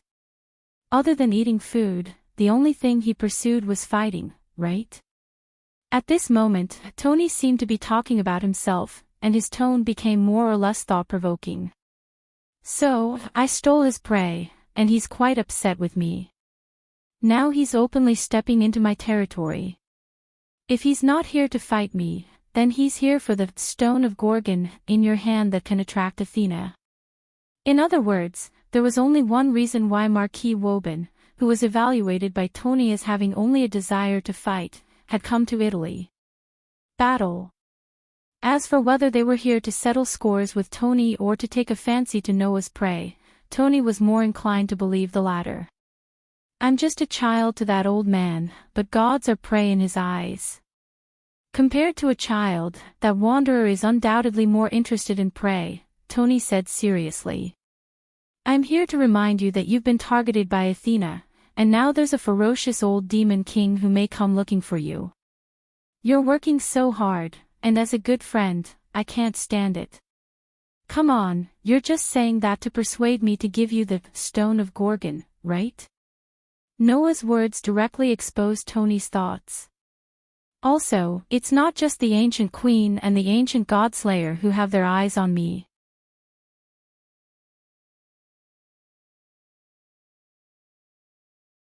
If Athena personally came to them and said to them, if you want to duel with me, you have to help me regain my power, they would not hesitate to do so. Therefore, there were many ways for the goddess of wisdom to provoke Warban and lure him over. And even if people like Warban and Tony could not get the Gorgon stone from Noah, Athena could patiently wait for the opportunity to snatch the Gorgon stone back. Even if she failed, she could continue to regroup and lure other godslayers over. Although they were unwilling to admit it, as Erica and Liliana thought in their hearts, the godslayers were basically problematic people. If she wanted to provoke these people and use them, there were many ways to do so, right? Sure enough, a woman who is too smart is not easy to deal with, let alone a goddess. Noah could not help but complain out loud. Wouldn't it be better to be silly like Mira and Lisanna? Wouldn't that be cute? After that, Noah rubbed his eyebrows. I don't care, because of Tony and Athena, I didn't sleep last night. If I don't rest tonight, even if a god or a godslayer comes to me, I won't have the energy to fight. After saying this, Noah glanced at the Gorgon stone next to his phone, stood up, and walked toward the bed. Just like that, 3 days passed. During these 3 days, Noah had been moving around the hotel and did not go far. Even if he knew that there were God's layers and the God of disobedience watching him at the same time, Noah acted as if nothing had happened and tried to walk around as much as possible, trying to find some clues about the world fragment. For Noah, competing with the God's layers and the God of disobedience was just an interlude in life, and finding the world fragment was the real goal. However, this pattern of action was really broken in the morning 3 days later. Because Noah received an extremely urgent call from the branch heads of the Copper Black Cross and Bronze Black Cross. My king. Miss Erica and Miss Liliana were taken away by Marquis Warban.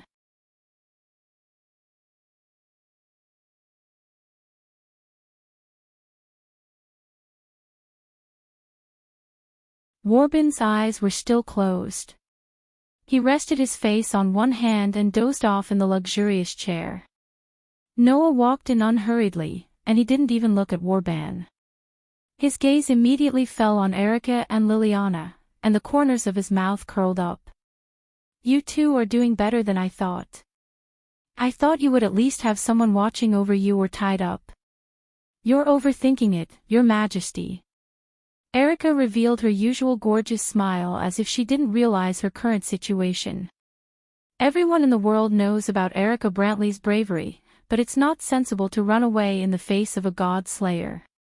In fact, Erica and I weren't captured by the Marquis. The Marquis just appeared in front of us and threatened to take us with him. We followed him obediently. Liliana closed her eyes, and her expression was still serious. I'm really sorry. As Your Majesty's followers, we're really too lousy. A hint of indignance appeared on Liliana's pretty face, which Noah didn't miss. It seemed that when Warban appeared, Liliana did want to resist, but she gave up in the end. It was because of Erica's persuasion. Rebelling against the ancient God Slayer is also an unwise thing to do. It will only delay the meeting of the two kings a little. Apart from that, it won't do anything else. Erica spoke her mind bluntly. She had no intention of hiding it at all. Besides, even without us, the Marquis can still meet Your Majesty whenever he wants. In that case, why do we have to do something unnecessary? With that said, Erica turned her gaze to Warban, her tone carrying a hint of provocation. Am I right, Marquis? The Marquis. With this sentence as a switch, the atmosphere in the surroundings switched to a state of imminent conflict. That Paul Brantley has an interesting niece. Erica's intellectual voice that carried a hint of madness that others couldn't detect sounded faintly. It drowned out the strong wind and clearly entered the ears of everyone present. On the surface, that's what you say, but in fact, you don't have any intention of obeying me at all. You're like a lion that is locked in a cage, but will still wave its claws at me. It's rare for you to have such courage at such a young age. Warban opened his eyes as soon as he heard this. It was a pair of pale green eyes that glowed like emeralds and resembled a ferocious lone wolf. But that's what makes it interesting. Warban chuckled in a seemingly joyful manner. I hate dogs that only know how to obey. On the contrary, I love wolves that know how to resist. If you don't have the ability to resist, there's no need for me to even speak. Although you're a lioness, I'm very satisfied that you're baring your fangs at me.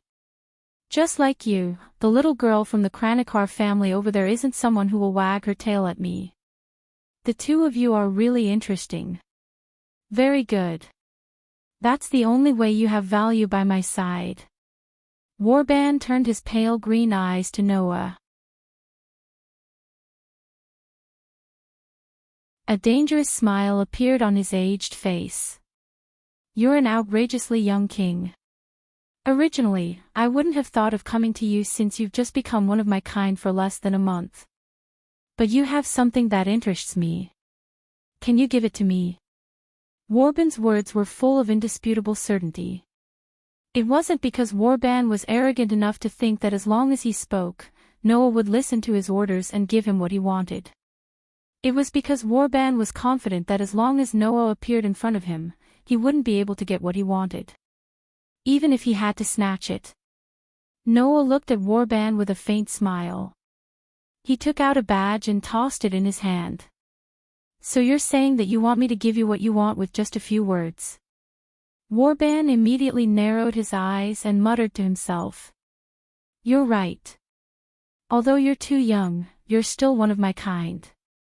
Since we're both kings, if I want something from you, it's only right that I give you something of equal value. How about this? Warban snapped his fingers as if he had thought of an idea. You don't seem to have your own territory, right? How about I give you the Balkan Peninsula where I'm currently living? As the kings of the God Slayers, they usually had their own territories. For example, Doni was the chief of the entire Italy. Even if he did not rule, Italy was still his territory. Most of the other God Slayers were the same when it came to this, and Warban was no exception. However, Warban did not like to stay in the same place for too long. Although the Balkan Peninsula was his territory, Warban would not feel the slightest bit of heartache if he were to give it away. This made Noah laugh, and it was an extremely mocking laugh. You're giving me something that you don't want in exchange for a god relic that can attract the highest level, the god of disobedience. Master Marquis, don't tell me you think such a deal will work. What do you want then? Warban's expression remained unchanged as he continued to ask. Treasure. Women. I can give you anyone's head even if it's mine. Is that so? Noah stroked his chin and clapped his hands all of a sudden. How about you give me your head then? The place fell silent all of a sudden. Erica and Liliana's eyes widened. The smile on Warban's face disappeared. You're getting carried away, kid. A terrifying aura rose from Warban's body.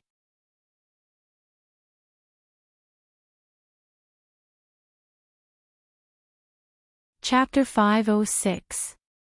You're too complacent, kid. Following these words, Warban's thin body suddenly erupted with a tremendous amount of curse power, which directly turned into a storm and pushed back the wind blowing in the surrounding buildings. At the same time, Warban's green eyes, which were staring at Noah, shone like gems. Under such circumstances, Noah felt an extremely strange curse power suddenly wrap around his body.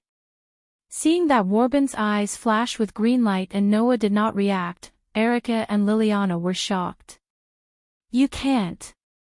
Erica immediately warned. You can't look at his eyes. Your Majesty. That's the authority called Sodom's pupil. It's one of Marquis Warban's authority. Liliana also hurriedly said. This authority can turn all living things within the Marquis line of sight into salt crystals. Even if the God Slayer has an extremely strong resistance to curse power, part of his body will be turned into salt when facing this authority. After all, it was a power that belonged to the category of authority, the true power of God. Even if the God Slayer had an extraordinary resistance to curse power, part of his body would be turned into salt if he looked directly at those evil eyes. At the very least, he should not look directly at those evil eyes. In that case, as a God Slayer, Noah should be able to more or less slow down the speed of his body being turned into salt, right? That was what Erica and Liliana thought.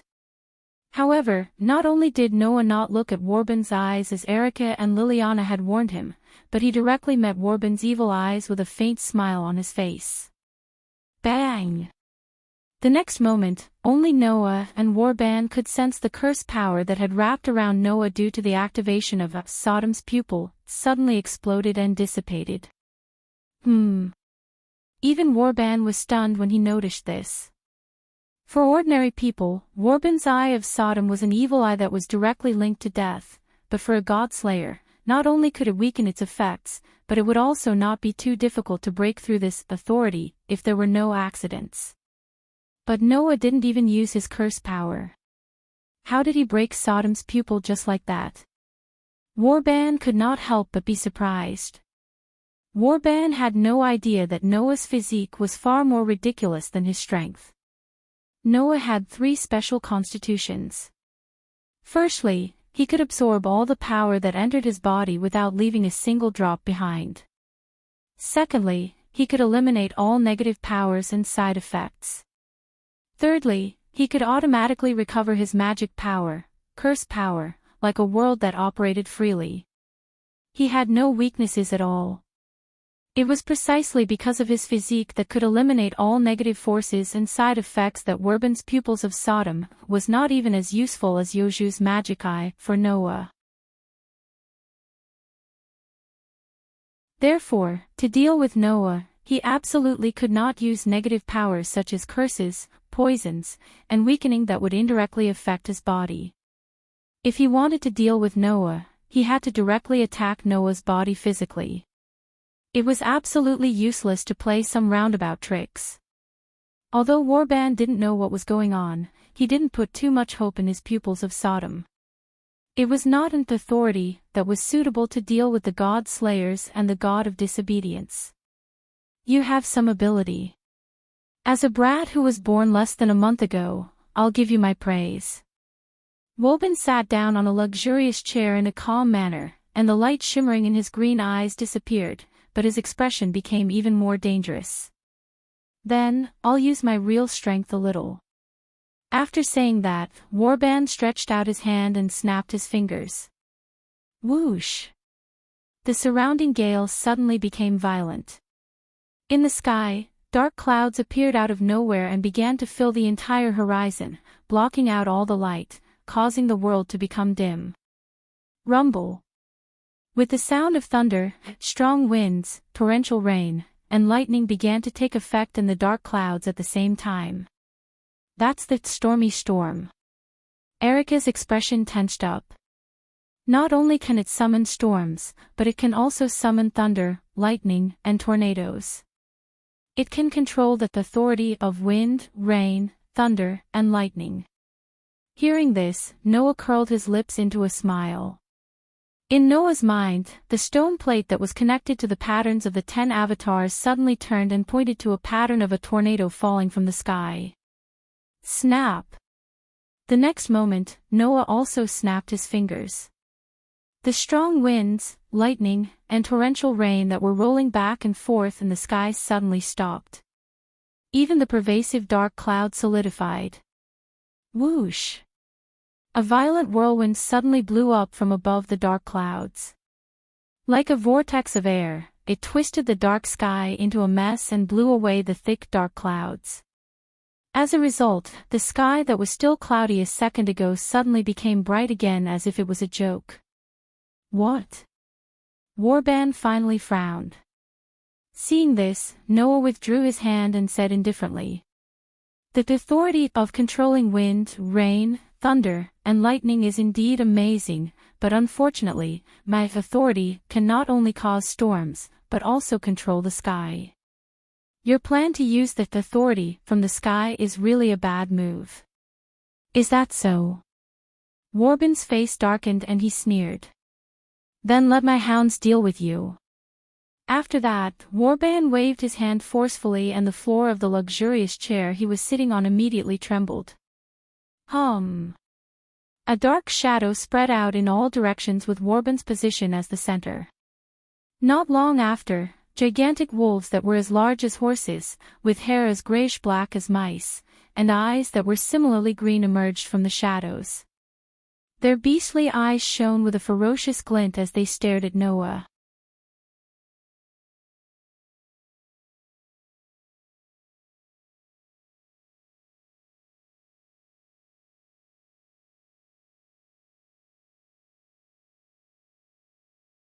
"If you really just want to fight a powerful god and come to me for the stone of Gorgon, then I don't mind giving it to you," Noah said sarcastically. "It's a pity that as long as you came to me and asked, I would have seriously considered it and let you achieve your goal. However, you didn't take the initiative to come to me and discuss it with me. Instead, you kidnapped the people around me and made me come to you on my own accord to show you that you're superior. This kind of meaningless method is probably referring to people like you who take advantage of their seniority, right? But you've forgotten, Warban. Noah put the stone of Gorgon in his hand into the pocket of his clothes, slowly raised his head, and looked straight at Warban. In the end, the reason why the God-slayers are kings is because humans can't resist them. In the end, they still rely on their own strength. Only the strength of one's strength determines one's status, not age. You look down on me because I've only been a God-slayer for a short time. You look down on me because I don't have much power. Noah's sarcastic voice resounded through the sky. Then let me, a young man, tell you whether it's time for an old man who has lived for 200 years to retire and lie in his coffin. As soon as he finished speaking, a terrifying power suddenly burst out from Warban's body and spread over the entire rooftop. Warban's face was as ugly as it could be, and there was a real murderous intent in his eyes as he stared at Noah. Good boy. You're good. In the low roar full of anger, the cursed power on Warban's body surged into the sky like a flame soaring into the sky. Then let me see if you, a so-called young man, have the ability to send an old man like me to my coffin. After that, Warban stood up from the luxurious chair and let out a terrifying roar. Ha-Iowa dash. In the inhuman roar, Warban's body swelled up, and every part of his body bulged outwards. Rip. The clothes on Warban's body were torn apart very neatly. As his body continued to swell, Warban's height soon exceeded 5 meters, and it was still growing. My pack of greedy wolves can summon more than just a pack of wolves. I can also transform into a werewolf like you. Let me see if your strength is as powerful as your mouth. Boy. Warban, whose body was still expanding, could not wait to raise his huge wolf claws as he roared. With a fierce gust of wind, he swung them in Noah's direction. Looking at the incoming sharp claws, Noah closed his eyes. Welslana had an incarnation called a camel. No matter where it was, a camel that could cross the desert was synonymous with a strong body and amazing endurance. When Welslana used the camel incarnation, not only could he obtain fighting ability that surpassed his wild instincts and intuition, but it could also increase his endurance and leg strength. Even if he suffered a serious blow, it could reduce the pain and quickly stop the bleeding, allowing Welslana to continue fighting no matter how much damage he suffered. As for Mekl, he was the representative of the dragon slayers. Those who knew about Mekl's mythology would know that the Mediterranean god King Mekl had another name. Baal. He was a powerful existence that was even recorded in the Bible. Mekl's true form was Baal. Only in the Mediterranean would this famous god king be called Mekl. When mentioning Baal, one could not ignore Baal's enemy, Dragon King Yamu. The reason why Mekl, whose true form was Baal, was able to become the king of gods was because in the mythology, he lured Dragon King Yamu away from his throne and killed him. Through this crusade, Mekl successfully sat on the throne of the god king. Therefore, Mekl was a typical dragon slayer, the natural enemy of all dragons. With the help of Noah's constitution, Welslana's camel and Mekl's dragon slayer merged, giving birth to the dragonborn incarnation. Draconian, combining the incarnation of Welslana's camel and the dragon slayer authority. Using this incarnation, not only can one obtain a close combat ability that surpasses one's wildness and intuition, but it can also transform one's body into that of a dragon, obtaining a body that is comparable to a giant dragon's. To a certain extent, it can restrain dragon-type creatures and cause great damage to them. The result of the fusion of the camel, which represented a strong body and endurance, and the natural enemy of dragons, the dragon slayer, was that while retaining the camel's ability to surpass their wildness and intuition, as well as the dragon slayer's ability to restrain dragons, it also gave birth to the ability to transform into a dragon's body. In the case of using the incarnation of the draconian, Noah could basically be regarded as a humanoid dragon with terrifying close combat ability, and he could also produce great lethality to his own kind. All evildoers, be afraid of my power. Now, I shall obtain the majesty of 10 mountains, the strength of 100 rivers, and the strength of 1,000 giant dragons. The majestic me shall raise the ferocious power to slay dragons. After chanting the words to release the incarnation, the stone plate in Noah's heart suddenly turned and pointed to a human-like dragon pattern that stood upright. A powerful force gushed out from Noah's body. The giant wolf's sharp claws swung down and fell on Noah's body. Bang! At the top of the building, the rooftop suddenly shook like an explosion, stirring up thick smoke and wind.